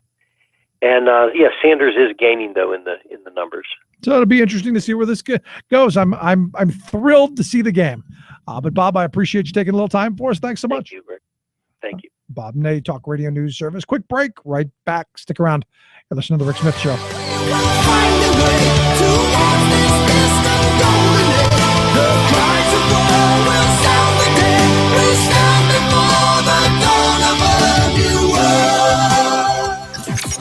Radio of, for, and by we the working people. The Rick Smith Show. It's time now for the latest chapter in the thrilling global adventures of Scott Walker Commando. Walker, the right-wing Wisconsin governor who's backed by the mighty money muscle of the Koch brothers, is known chiefly for advancing the corporate agenda by ferociously busting unions, slashing education, assailing teachers, and attacking welfare recipients. But now, having been served so well by Walker in the State House, Team Koch wants him in the White House, where he would try to do to our nation what he's done to Wisconsin. But uh-oh, they've hit a speed bump in their plans. It turns out that presidents are expected to deal with foreign policy, and, as New York Times columnist Tim Egan recently noted, Walker's international experience amounts to having eaten at the International House of Pancakes. Thus, image makers have been parachuted in to create Commando Walker, a hardline, battle-ready commander-in-chief. Unfortunately, Scotty has the look and demeanor of a wimpo rather than a Rambo, so the handlers have tried to compensate by writing an uber-militant foreign policy for him. Thus, just for starters, Walker is calling for 1, American boots and blood on the ground in Iraq to battle ISIS. 2, military action to make Iran give up its nuclear programs. And 3, arming Ukraine to fight Russia. Plus, he's even saber-rattling at the Chinese. Well, not saber-rattling, more like fork and spoon rattling. Walker is demanding that President Obama cancel the upcoming White House state dinner for China's President Xi Jinping. Wow, that'll shake them up. Cancel their dinner, Commando Scott, and you'll have the Chinese eating right out of your hand. This is Jim Hightower saying, how pathetic. Walker's no commando, no commander-in-chief either. He's just a lightweight twig pretending to be presidential timber. Hightower's commentary is brought to you by the Hightower Lowdown. From Wall Street to Washington, this monthly newsletter reveals who's doing what to whom and why. Check it out, hightowerlowdown.org. These are words you should have told the truth. You're lying in a trail, and now we got the proof. Where you gonna run to? Where you gonna...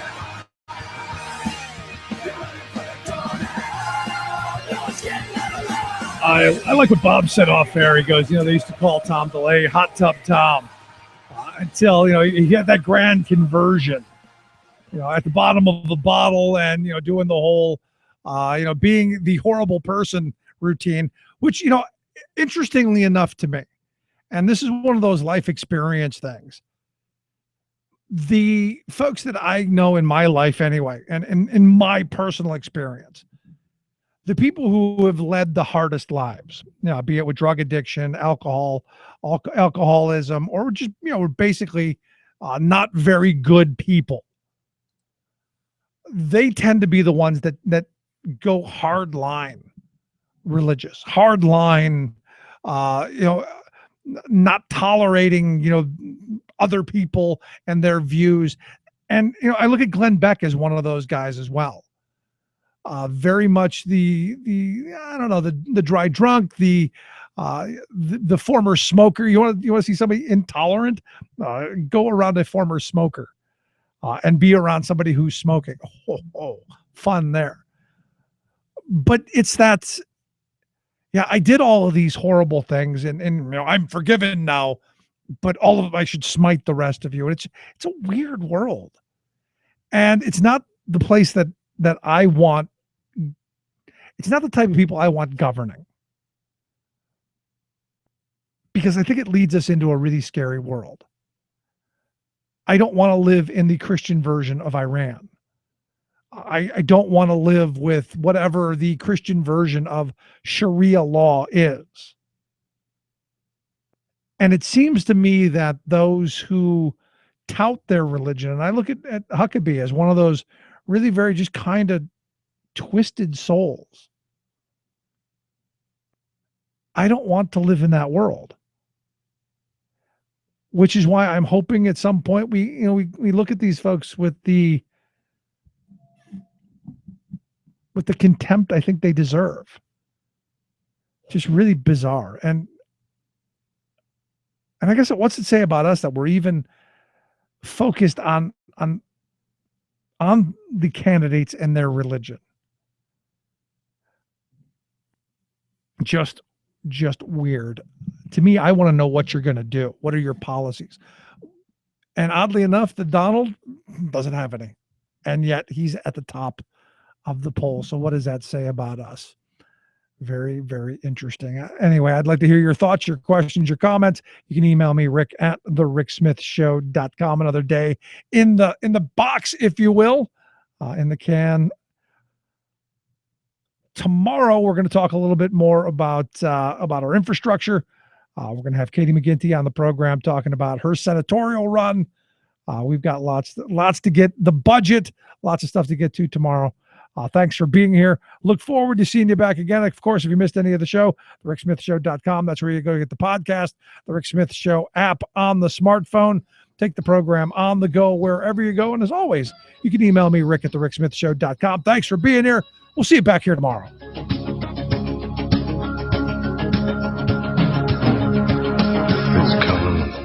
You've been listening to The Rick Smith Show. Together, we can make America better. Email Rick at thericksmithshow.com or interact with us anytime at thericksmithshow.com. Until next time, this has been The Rick Smith Show, where working people come to talk. It's color like time.